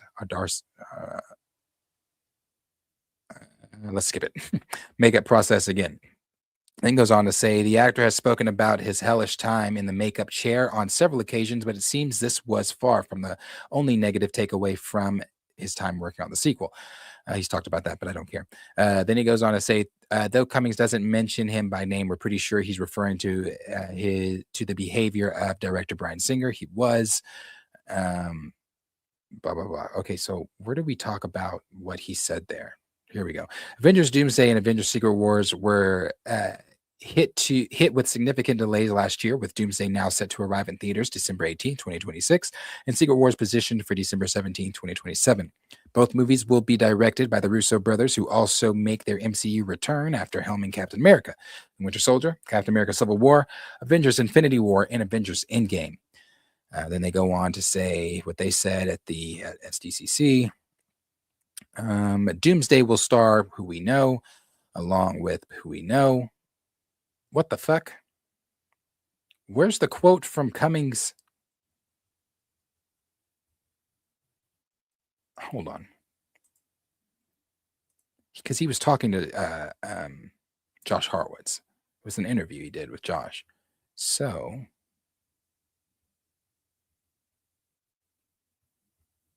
I'm going to... Oh, it was an interview there, Josh? This is from Deadline? Hold on. Let me copy and paste that.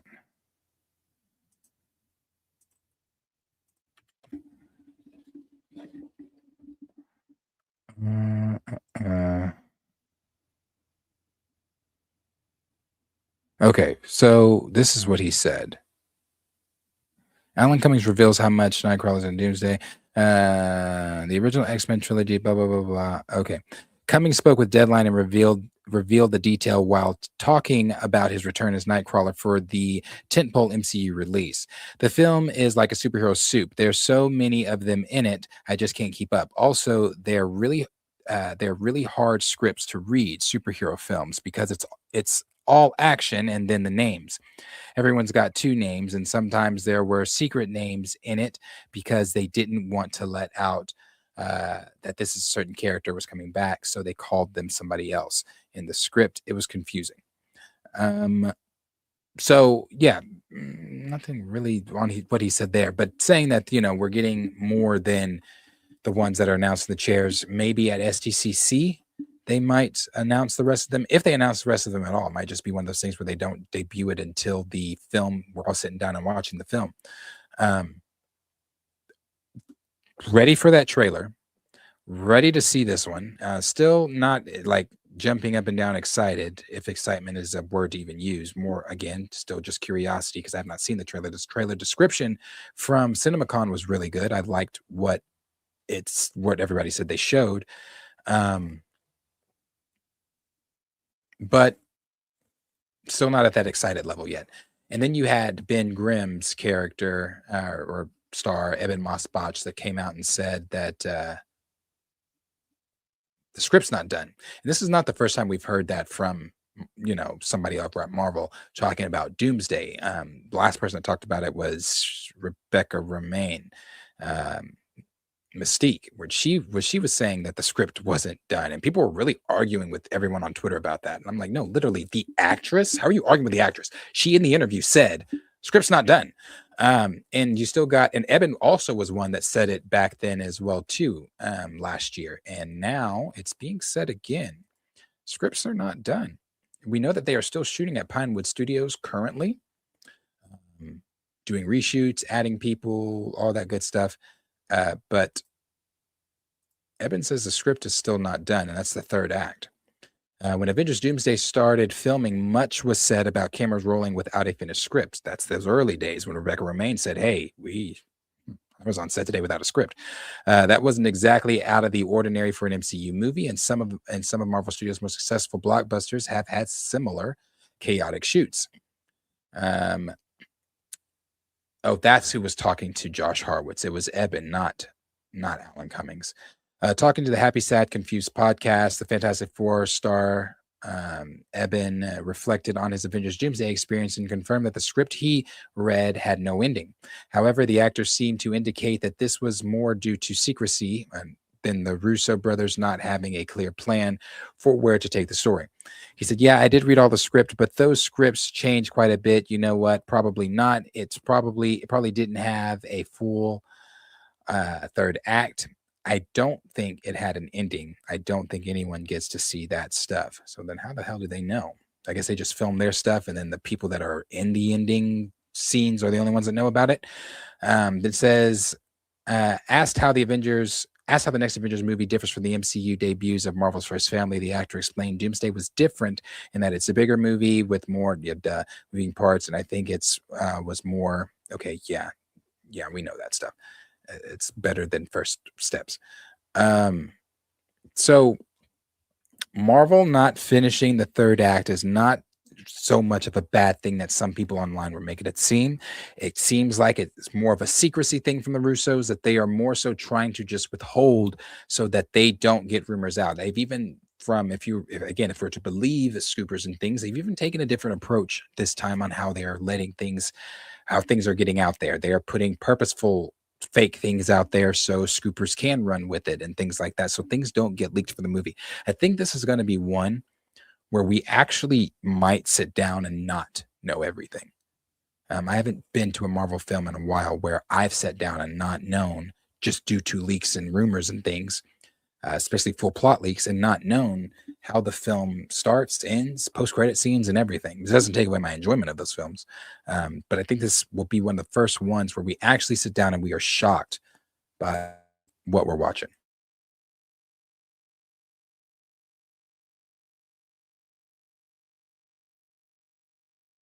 So yeah. But that's Avengers Doomsday with the cast and what people were freaking out over. Nothing, I think, on the script not being completely done. But what do you guys think? Do you think that it's a secrecy thing? Do you think that they don't have a clear vision on where they're ending this? Which I think, again, you're dealing with a Russo, so I just don't think that that's the case. Do you think that again, it's a secrecy thing? Again, I think it's a secrecy thing. I think that they are trying to keep as much under wraps on this film as they possibly can.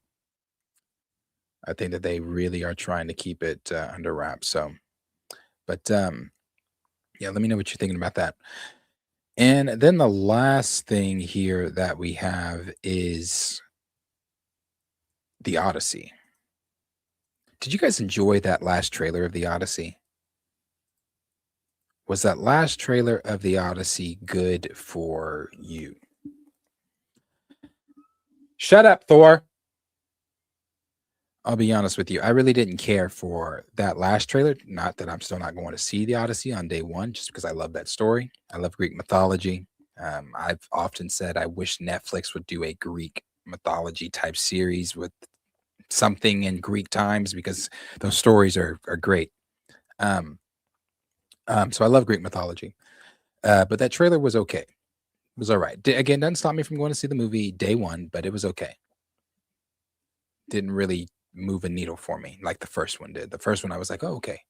I wish I could see the footage that was shown at, it wasn't CinemaCon. I forget what it was. It wasn't CinemaCon. It was before that. Oh, remember when they showed like 5 minutes or whatever? Nolan showed 5 minutes. Remember, so that leaked, but I wasn't one of the lucky ones that got to see it when it leaked. I wish I could see that footage, because everybody that saw that footage said it was great.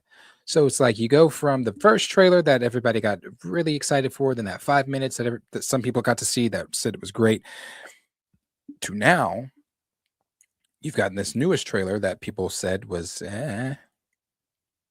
Now you've got people shaming the casting with Lupita playing Helen of Troy. And you've also got the rumored, because I don't think this is official from Warner Brothers nor Christopher Nolan, but the rumored casting from that Elliot Page, former actress that played Juno and Kitty Pryde, is taking on the role of Brad Pitt's last portrayal of Achilles. Now, I'll tell you, if that is true, no. Not just no, hell no. Reason being, and I've seen people trying to defend this, and commendable. And I say commendable because I get where you're coming from. You're defending it in a place of trans rights. And I'm all for that. I'm not one that's for taking away rights of anyone. I'm just not. Just not. I don't have the energy or the time or the care or the heart to take away the rights of another individual. Or to before taking away the rights of another individual, rather. So I'm all for that. But when you are casting, and I get Nolan's Odyssey, as we've seen, is going to be different from Homer's Odyssey in ways, and in tone and visual and all that kind of stuff.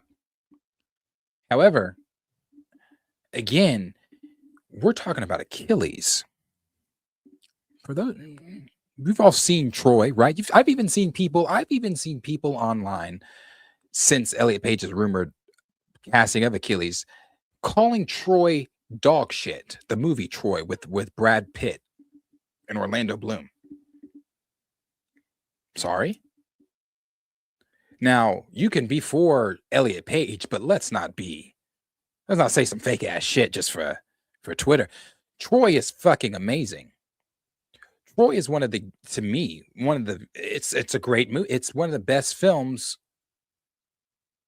action films, falls in the category of one of the best action films to date. Troy is great. Troy's amazing. You can't tell me anything bad about that movie. I think it's a great movie.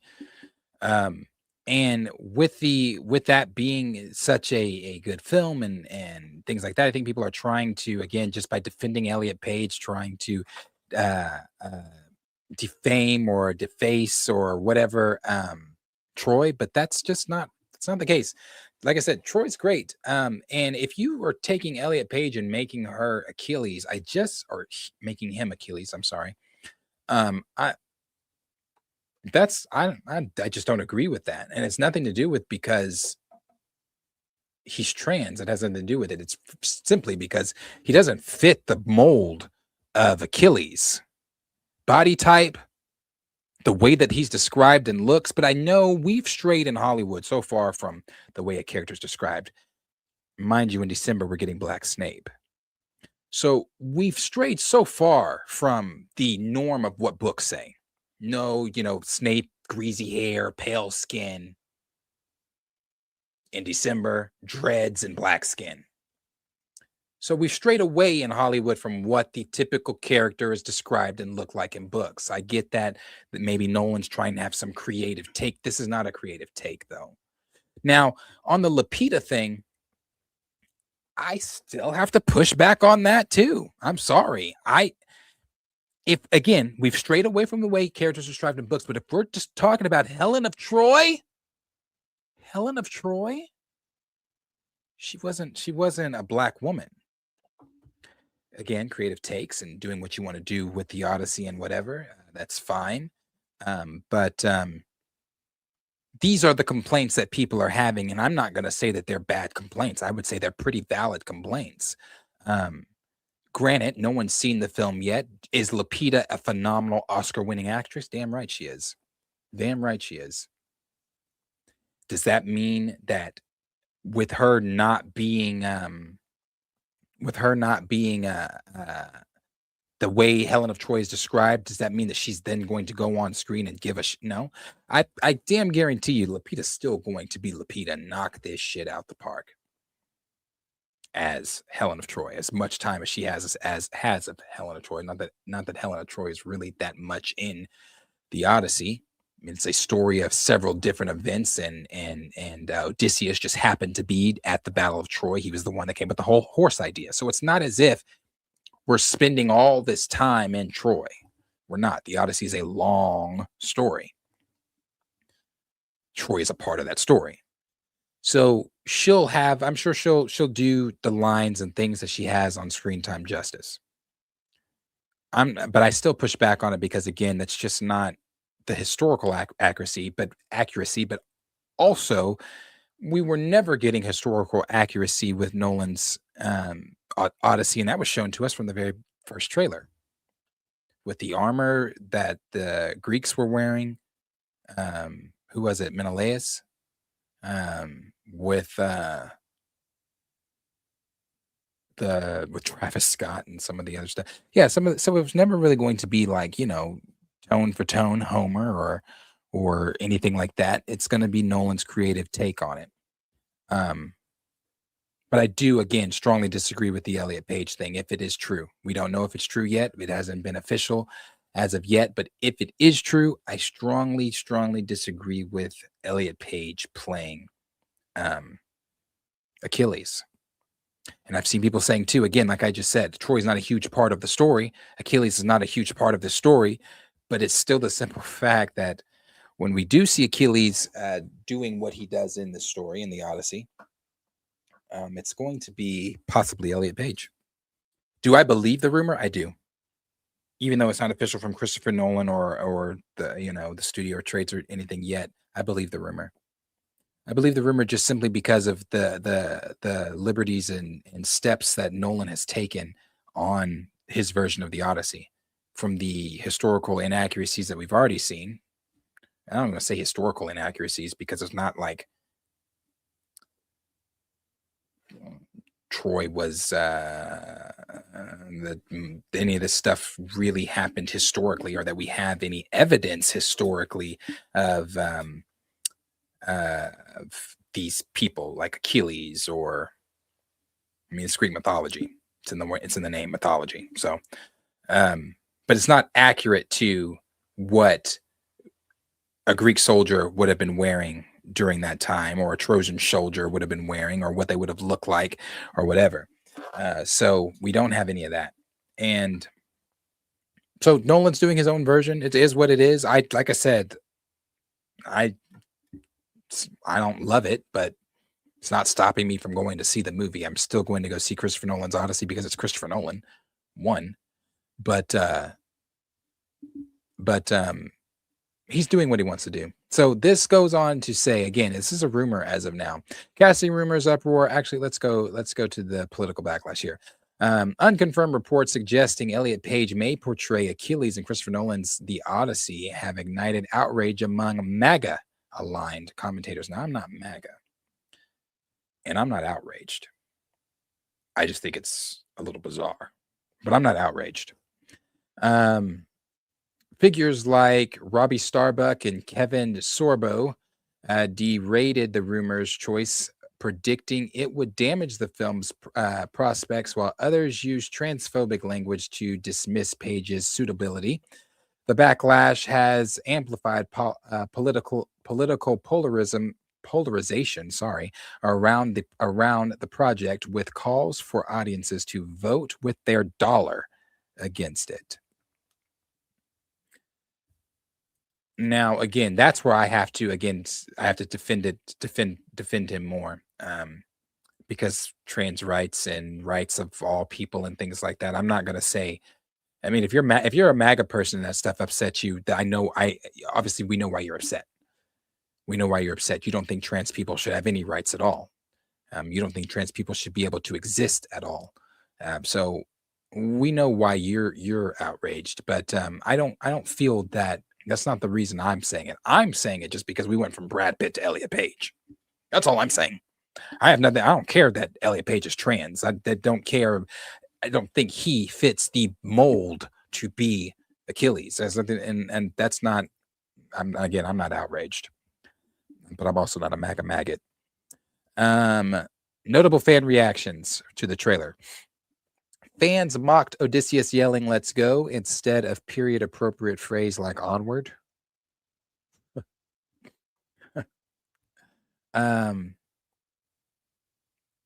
Temaculus calling his father dad, his son, was seen as historically jarring. Some viewers compared stylized armor and visuals to post-apocalyptic cinema. Comments highlighted the oddity of British actors using American accents for Greek characters. Fans noted modern dialogue felt like epic conversation on the sidewalk outside Starbucks. Ooh, fans aren't having it. So, do you think does the Odyssey? I still think it does. It's a Christopher Nolan film. I still think it does numbers. I think right now what we're seeing is honestly just from the MAGA maggots. The hate that because even though I didn't enjoy that last trailer, it didn't take away me going to. I think these bullet points here are again your MAGA maggots that are now just picking at it because of the whole thing with Elliot Page. So now, because you have potentially put a trans person in this, and I'm a MAGA maggot, I hate trans people. I'm going to now try to pick apart this film and point out all the things that I see as flawed to get people to try to stir up something and get people to not go see it. I don't know if that works. I think people still go see large numbers of people still go see the Odyssey. Let's see. Nolan's ambition, reinterpretation of Homer. Nolan's adaptation expands Homer's timeline to include events like the Trojan Horse, and features a star-studded cast. And blah, blah, blah, blah, blah, blah, blah. The director has described the Odyssey as the original non-linear narrative that intends to weave multiple stories, strands, and divine interventions into the film with a $250 million budget and full IMAX 70 production. It is the most expensive project yet, aiming to blend epic adventure with moral complexity. I'm in. I mean, I'm still there. I'm in. I'm in. I'm in. But I like Greek mythology and I like Christopher Nolan. And I don't think that again the Elliot Page thing. I don't know. I mean, I don't know since Troy is not in the original timeline that Homer touches on. It's mentioned, but they don't. We don't spend time there in Homer's telling of it. I do wonder what Achilles stuff they will be putting in here. Achilles is obviously on Odysseus's side. I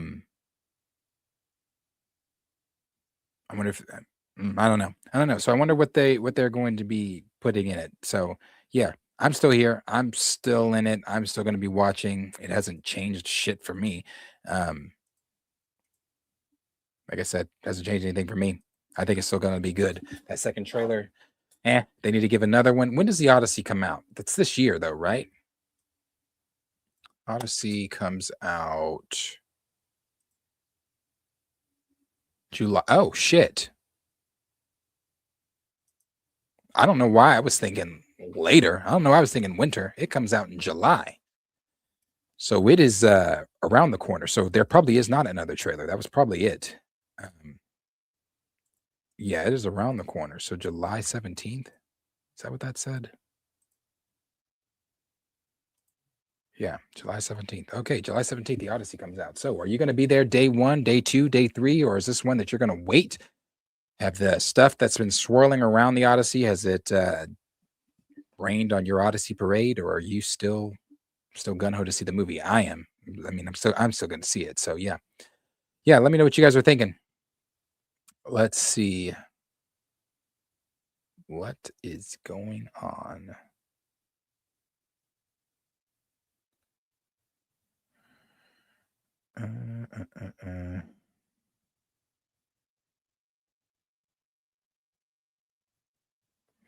Nolan has absolutely disappointed. Batman 3 was bad.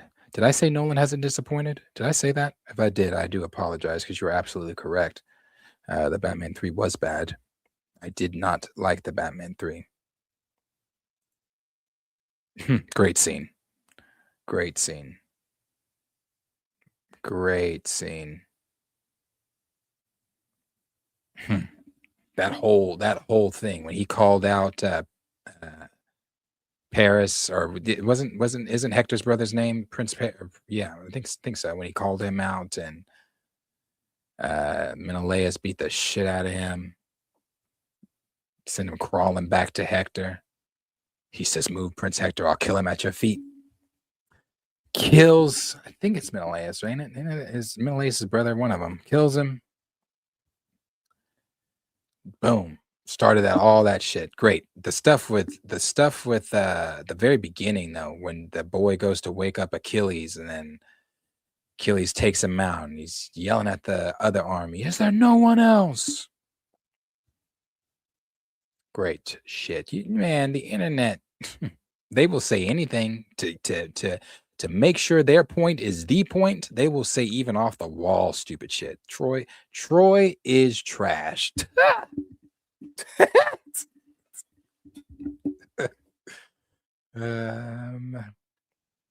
Grand Regent said Troy and Kingdom of Heaven, two of my personal favorites that people don't talk about. Kingdom of Heaven is great. 300 had a great 300, or I thought it was 300. Is it? Yeah, 300 had it was good. The most memorable thing was This Is Sparta, but for me. But yeah, this 300 is good too. Director Wolfgang Peterson is a genius. Cornelius Thrag also said, "First I saw people complaining the actors aren't doing British accents. I'm telling you, I think it's the MAGA. It's just complaining to complain." Battery said, "When I was 16, I won a great victory and felt I would live to be 100. Now I won't see 30. Dialogue. Granger Thrag said, all they do is cry, bitch, and moan, man. So tired of MAGA people. Whew. So tired of them. So tired of them. I was arguing with a person on Facebook that I've known, a lot of the people have gone to high school with them on Facebook page and things like that. I thought I got rid of most of the maggots, but arguing with me about gas. I said, hey, listen, if you want to cope and live in this dystopia, live in this fucking fictitious reality that gas isn't kicking our ass at $5 a gallon, you do that.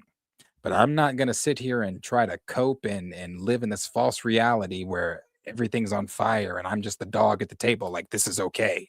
It's not okay.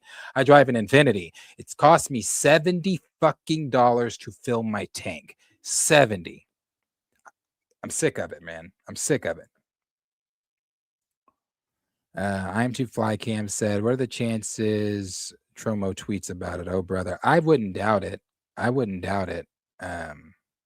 wouldn't doubt it. I wouldn't put it past him. Ira Forza complaining that actors don't use accents is dumb complaint, in my opinion.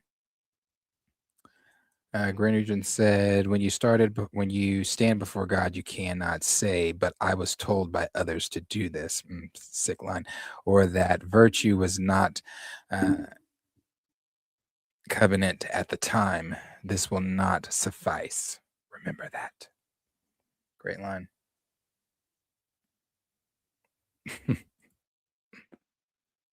Let's see. Iris said he's definitely still going to see it. Yep, likewise. Grinch Stacks, I love epic stories, so I'm definitely going to see it. D Stizzle said, I remember Vanessa Williams. She did in the Odyssey TV miniseries. So we watched that one in school. Classic. I'm Too Fly Cam said, Troy was poetry. Pure poetry. Before my time's done, I will look down on your bones and smile. Troy was great, man. So good. If they are in England, should not they have English accents? Hey, I'm not. Okay, now something that is not like a main topic or anything, because that's the topics.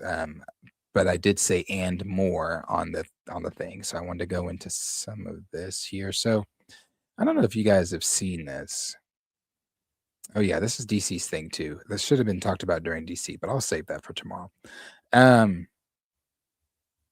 know if you guys have seen this, but not this. This is just an image people made. Not this. That's our Achilles. Interesting. Not this. let's see what George said about Ahsoka season 2 and what we can kind of expect from that. See what he's talking about. Ahsoka season 2. What's the latest? Working on it. It's coming. Yeah. I mean, it's come a long way. Obviously, I'm editing it all the episodes at once right now, and Sorry. you're good, man. You do your see thing. And just Come back to me. deep in visual effects with the team, but really proud of everyone and the work they put in. Lots of things to resolve and figure out, but that's normal. And I'm excited for people to see it. We didn't really get to go out and premiere in a way last time, so I think the team's really excited to be out with the fans with this one and see how it goes. Okay, we don't know when. Yet, do we? I'm not saying. I know you are. I might know. I might know. Everything needs its moment. Right now, this is Maul's moment. So it's true. I'll ask you one more question about that. Yeah. I read earlier, but it was on Twitter, so I don't know where it came from. That it was the last season of Ahsoka. Really? Yeah. Never know. Everything works, as planned, and I know where the story goes and where it should tie up, and so I'm not really worried about that. But fan speculation is always fun. It's always fun to hear what people think, but we got a lot going on right now in the present. See, like a Jedi, you must keep your mind in the here and now. Yes. We got Maul and we got Mando happening, so my it's God. very exciting. Dave, I went to the set. Oh, did you? Oh, you saw John's thing. I saw John's thing in the Very warehouse. cool. Yeah, it's very cool. It was like the coolest day of my life. Yeah, John did great. I will play a tree in the next movie. I don't even care. Just let me come. Okay. Okay. So we're doing it's Star Wars Day as we speak. I've heard, yeah. I know this is the most loaded question ever for you. Okay. But I've been asking everyone what Star Wars means to them. Oh my God. This is a hard one to ask you. I don't, at this point, I don't know. It means so much. It's been the better part of my career now has been dedicated to Star Wars, and it's something I grew up with and loved as a kid, and it's kind of guided me creatively to this point. And now here I find myself years later, atop Lucasfilm with Lin-Win and holding, this together and working with all these wonderful, talented people. And I don't know, it's something so special. But it never escapes my mind that it's all due to George Lucas. I owe George so much, and so many people do. Not just his creativity, but his generosity of time and talent. It just left a great impression on me and still does to this day. I'm so excited for him and his museum endeavor, and excited for people to see that. So, I feel fortunate to be a part of it every day. So I just feel grateful, I guess, is the main thing. Star Wars makes me feel very grateful to be a part of it. Dave. Did I say George? Oops. No, not George, Dave. Yeah. So Ahsoka season 2 is coming. Don't know when. I would assume it's this year, but it is coming. Maybe it's this year. It may not be till next year. But I would assume Ahsoka season 2 is coming fairly soon. It's gonna be a lot of weird stuff going on in Ahsoka season 2. So if you are not, if weird Star Wars has always been Star Wars, so it's not like this is new Star Wars. If you know Star Wars, it gets weird. It get weird sometimes. And this is going to step into that weird realm of Star Wars. It can get confusing. And I hope that they do make it to where everyone can understand. But we are going to be dealing with a being in Star Wars called Abeloth, and we're going to be dealing with the Mortis gods, and we are going to be dealing with the world between worlds and things like that, and different monsters and species that are going to be on the planet of Peridia, where they are currently trying to get to where Abeloth is, and things like that. I don't know if we're going to see the Sun. Rumor has it that Sam Witwer is going to possibly be reprising his role in live action as the Sun. We know that technically Ahsoka is the daughter. Morai does follow her around, but Ahsoka technically is the daughter, and Anakin is the son, or the father, rather. Now, so I'm not really sure. I'm not really sure all the things that are going on in Ahsoka, but I do know that it's going to get weird. So that is coming soon. That is coming soon.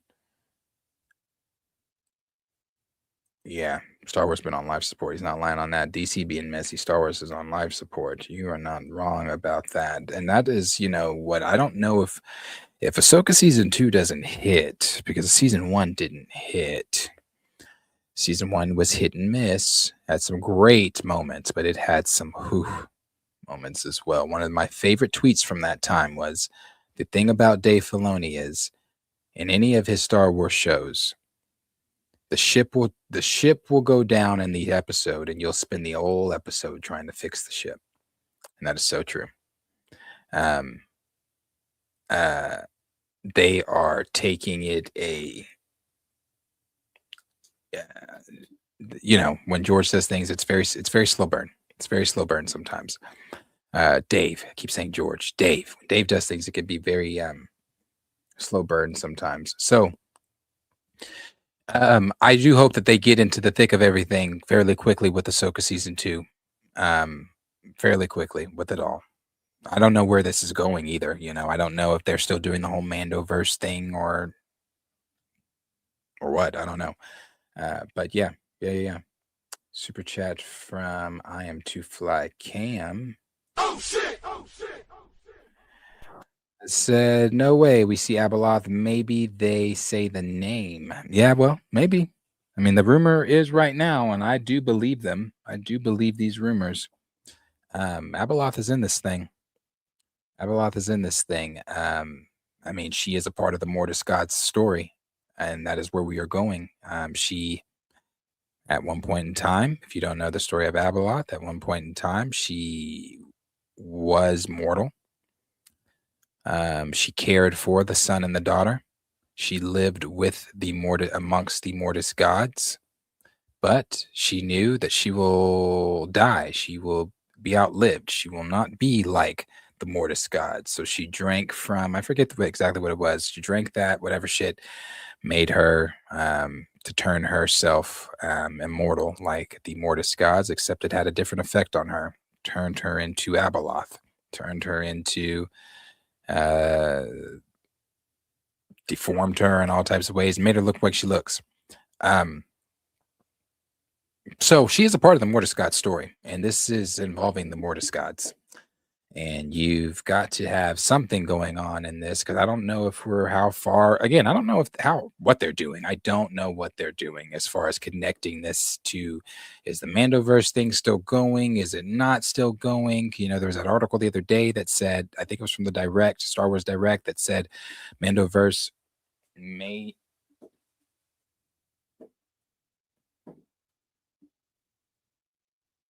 T'Challa, stop. The Mandoverse may be ending. Oh no, I don't know, man. I don't know. I'm so confused with what they're doing with the live action side of Star Wars. I don't know if they know. So I don't know. But she is a part of the story. D Sizzle said, I feel more of these stories need the animation treatment. Indeed. But the average North American viewer still frowns on more adult-oriented Star Wars animation, which is crazy, man. I saw a tweet the other day that said Ahsoka season 1 should have been animated, and I couldn't agree more. If Ahsoka season 2 is animated, you have Ashley come back and do the voice. I don't dislike Rosaria as Ahsoka. I think she looks the part. I don't think she sells the part. I don't think she acts like Ahsoka. I don't think she moves like she should be moving as Ahsoka. I think that Rosario Dawson, because she joined this at the age that she joined this, and I'm sure she's never done any type of lightsaber work like Hayden has. That's why Hayden looks, flawless even when he steps back into the role just for the cameo he did in Ahsoka season 1. I don't think I was just, like I said, I was rewatching a lot of old Star Wars stuff yesterday or day before, whatever it was. That's when I watched Mando season 1. I rewatched It Tells of the Empire, but only I rewatched it all. Barris and the Magistrate, Morgan Elspeth. I judged after rewatching Tales of the Empire Morgan Elsbeth, I think I judged Morgan Elsbeth too harshly the first time. I think that they actually did a very good job on that. I think they did a very good job on that, actually. So I think I judged that one too harshly after my rewatch, but I watched a lot of stuff, and I watched Ahsoka season 1. Not all of it, just some of it. And no. Rosario Dawson's lightsaber, her fight with the magistrate with Morgan Elsbeth wasn't that bad. It wasn't that bad. It's still very slow, but it wasn't that bad. I just don't know how in Star Wars we went from Hayden and Ewan and Ray Fisher or Ray Parks.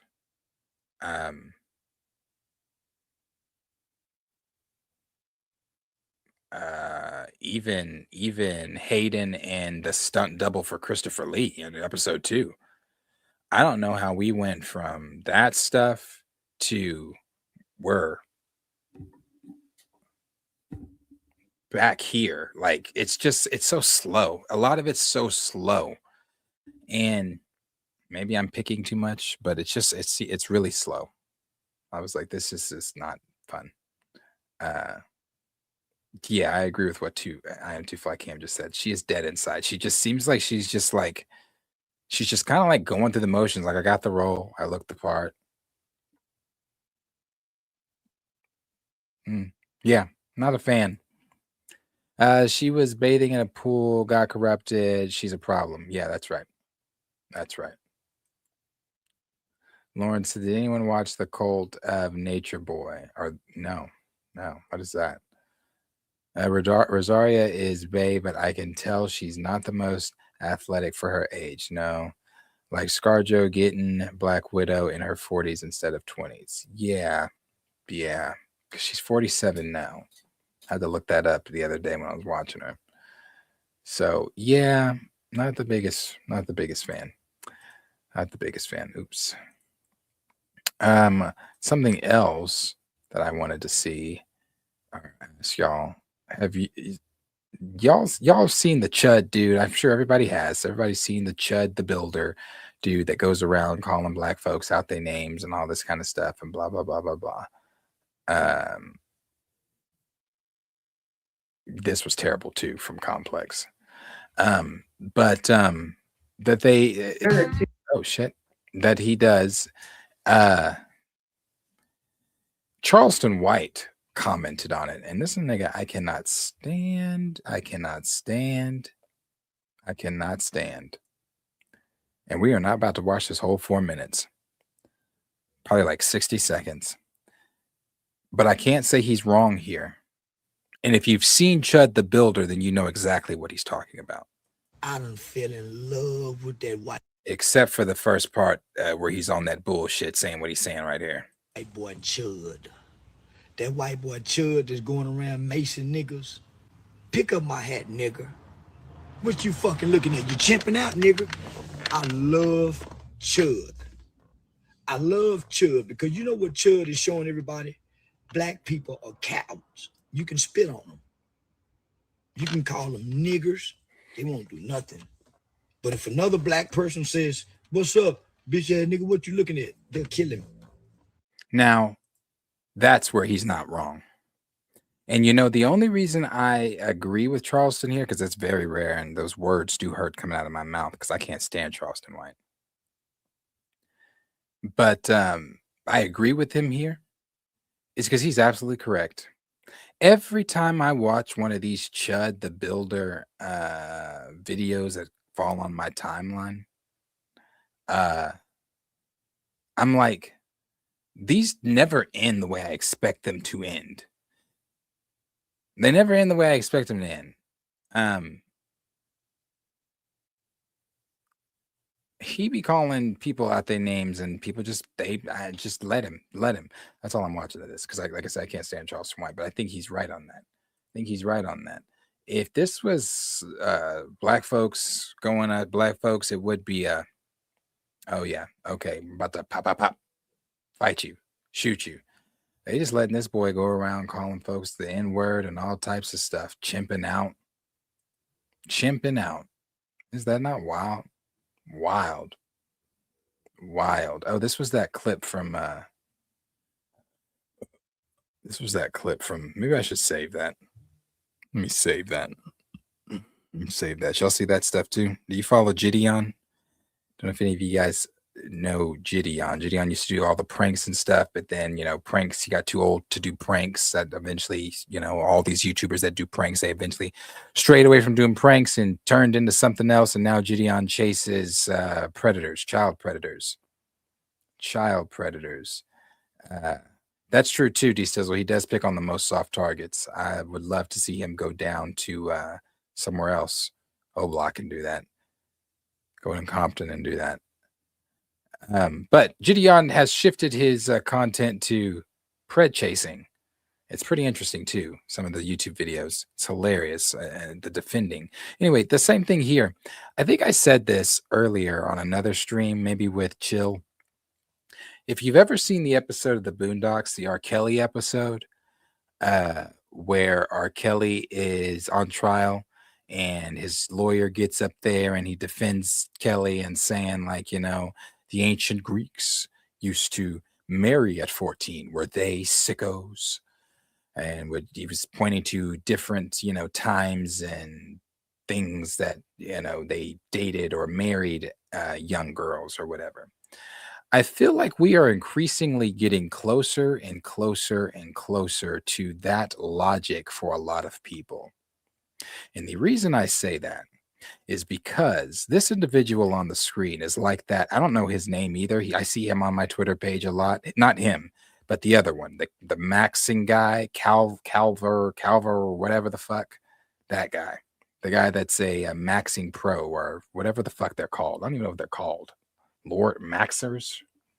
I don't know. Whatever the fuck they're called. Where their looks are super important to them and they consider you this if you don't look or a certain way or whatever. Anyway, this one on the screen, I guess, does things with the Calver dude and Gideon doing what he does. And the dude here, I think his name is Alex Rosen. They talked to him.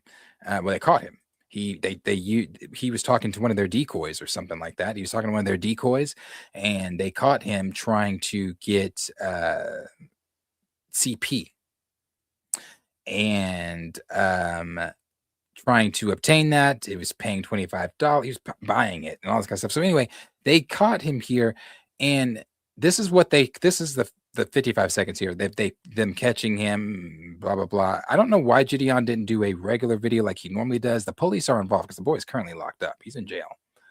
But it wasn't like a normal video like he normally does, where he brings in the cameras in there. They're talking to the dude. Then while they're talking to him, the police eventually show up. But that didn't happen in this one.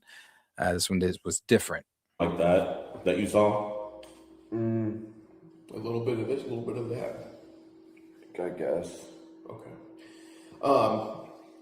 So I'm just going to ask you straight up, because you've been straight up with us. You're going to be straight up with this too. Did you masturbate to those videos of 12-year-olds? Or was your hand rubbing your penis at the time that was being It watched? was just, I guess my hand was on my dick. Like, That's just graphic and sick. Okay. So it's fair to say that's probably masturbating. Trying to get past that part. Probably things that I'm not proud of either. Goddamn. I shared some of those with you too, by the way, but by accident. Please put them by accident. he said he liked it. But like So, that. yeah. You saw? Gideon was on his live stream talking about it and all this kind of stuff. So anyway, the boy is currently in jail. But the wild part of it all is not, it's wild that he's talking to the kid, but Gideon does this. I've seen so many videos of him catching people. So if he catches a looks maxer, that's what they're called. If he catches a looks maxer or whatever, it's just another ordinary day. These are sick people. His videos where these people, it's crazy. But the crazy part of all this is this type of shit. me to die because I chose to show compassion as someone the internet decided deserves none. So let me make something clear. I'm not saying wrongdoing is okay. I'm not saying someone shouldn't face consequences for their actions. And I'm not asking you to support anyone's bad behavior. But I also believe this. The easiest thing in the world is to love someone when they're doing really well. The hardest thing is showing compassion when they've completely fallen apart. Everyone says they believe in forgiveness until they're faced with someone who they think is unforgivable. Now, I'm sure he thinks, and there are people that agree with him. I'm sure he thinks because there are dumbass people that agree with him that he is eating in this video. I think he thinks he is dropping some real wisdom here to people on forgiveness and compassion and empathy and X, Y, and Z. I'm just confused when being careful what I have to say. I don't think you can say certain words. Being a CP that you are receiving compassion and empathy and second chances and things like that. If you look at any of these, if you watch Alex Rosen, if you watch Skeet Hansen, if you watch Gideon or any of these guys that catch these predators, it's the same story every single time. They bait these guys in at the very first better example, because it happened here. I forget what the show was called. It was on HBO Max. But one of the stories they covered on the HBO Max show happened in Yukon, and Yukon is a city in Oklahoma. Happened in Yukon, and they baited this guy. They used a decoy, and they had the decoy like they do on all these shows, YouTube channels or whatever, talking to the guy. And the very first thing they always say when they talk to these decoys is, "Oh, I'm whatever age that's younger than, an age you need to be talking to." And from there, the guys or girls, I haven't actually seen any. I've actually only seen one girl. I've only ever seen Gideon catch one girl. Never seen any girls on any other person's page. But so the guys will typically be like, "Oh, that's fine. I'm okay with that." And then, go on from there. And the conversations, as typically get sexually explicit and things like that, blah, blah, blah, going down a road that you should never be going down with a child. So his whole thing here, this whole minute and 5 seconds of him talking about forgiveness, empathy, compassion, and second chances, and that they're trying to say that Gideon coerced him into saying that he did that. I don't know how you can coerce someone into saying that when you have his phone, the text messages of him literally saying what he was looking for, paying for what he was looking for. $25 max is what he said he wanted to pay for CP and things like that. So it's just like, and like I said, he's in jail. The evidence is overwhelmingly against him. He's got everything on his phone. So there are people that are defending him. There are people that are saying that they're happy, that they'll be happy when he does bond out, that he's innocent and things like that. And again, the reason I brought up the R. Kelly thing at the very beginning is because we have our president in the most precious seat in this world, who is also one of these. And no one bats an eye, except for those of us that do bat our eyes. So I feel like, again, because I've even, like, you look at Megyn Kelly, and I'm not getting political, not trying, because I'm about to get off anyway. Not getting political. Megyn Kelly, who said, "I don't care if he's a PD file. PF file, how you say it online. You can't say the word. I don't care if he's one of those. I don't care what he did with what she say 15, 17-year-olds years ago." And then I forget what she said after that. She said, I care about he's protecting us, or whatever she said. PDF, thank you. So yeah, they're already telling you we're getting closer and closer to that. The ancient Greeks married 14-year-olds. Were they sickos? And I'm not even trying to be funny. I'm not. But we're getting closer and closer to that point where people they're trying to normalize this shit. They're trying to look at the Voting Rights Act. We're going backwards. We are going backwards. They're trying to normalize this shit. And you got motherfuckers like him on the screen and everybody in the comments with the overwhelming evidence for this person. And the only reason a lot of them are even supporting him and rooting for him is simply because he's a looks maxer in the way he looks, and he's a pretty boy and things like that. The same way that people did with Luigi. How far? Stick to your morals is it. Just that's it. Honestly, stick to your morals. This is the people out here playing sick games. People are out here trying to make sick shit normal, and nothing is normal about anything that this boy on the screen is saying about forgiveness and empathy and all that kind of stuff. You can forgive someone, sure, if you want, but a second chance. What is your second chance when you knew exactly what you were doing? You knew exactly from the very beginning. You were told you were talking to a whatever age person, and you continued to do so.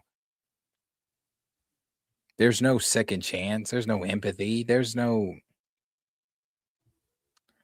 So again, there. It's just stick to your morals, people.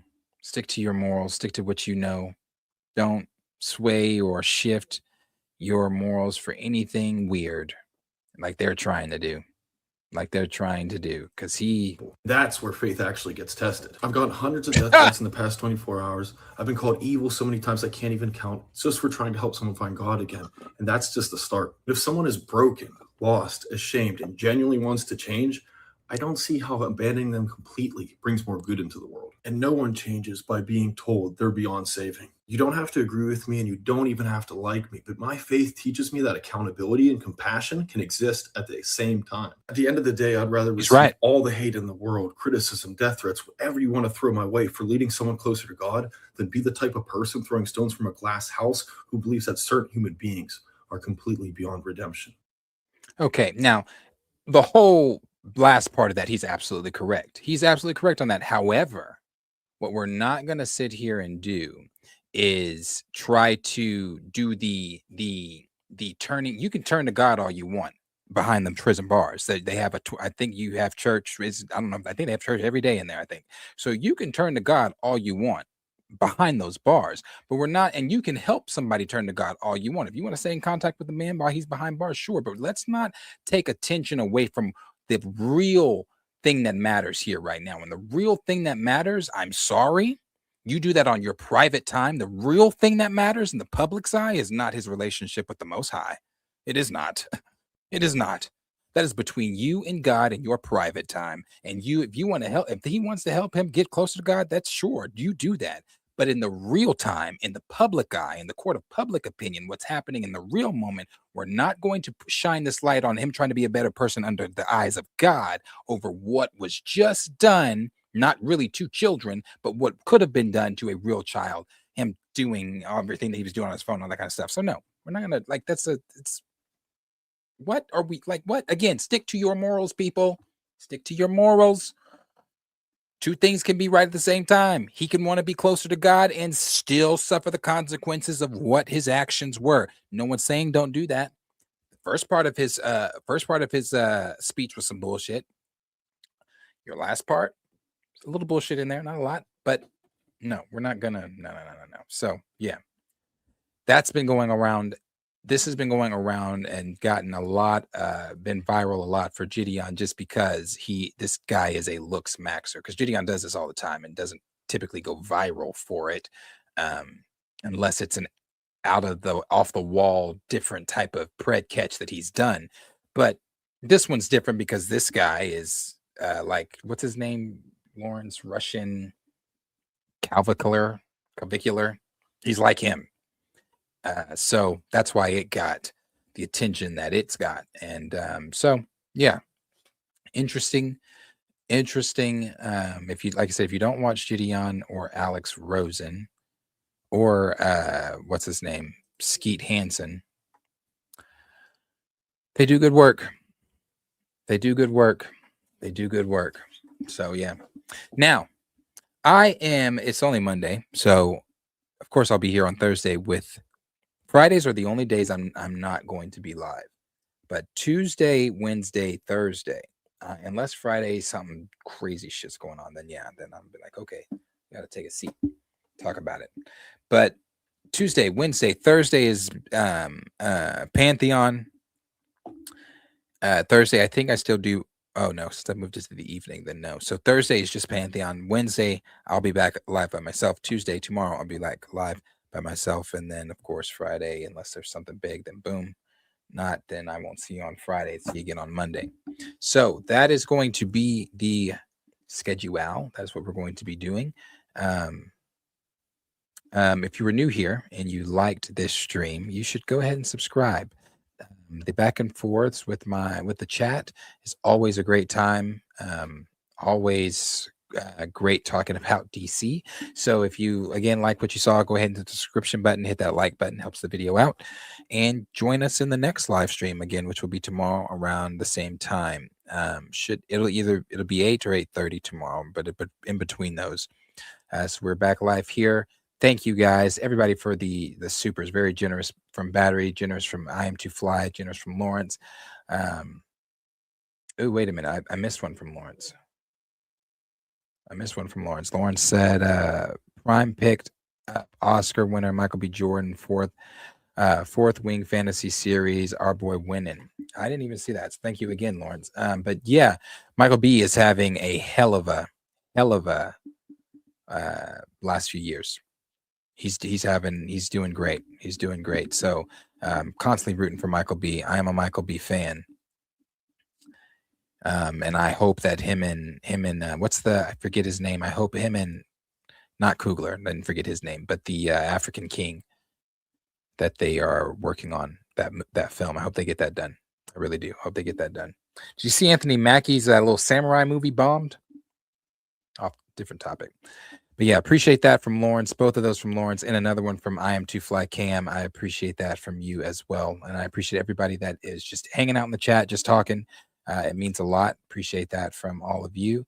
Appreciate the guys that didn't chat, that were just watching. Appreciate that from you. So again, good night, everyone.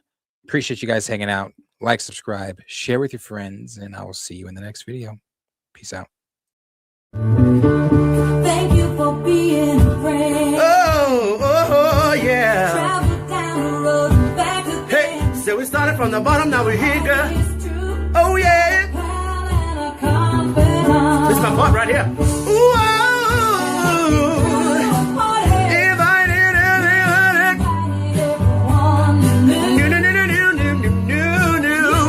the biggest gift, the biggest. Yeah, thank you for being my friend. Oh, yeah. Hallelujah.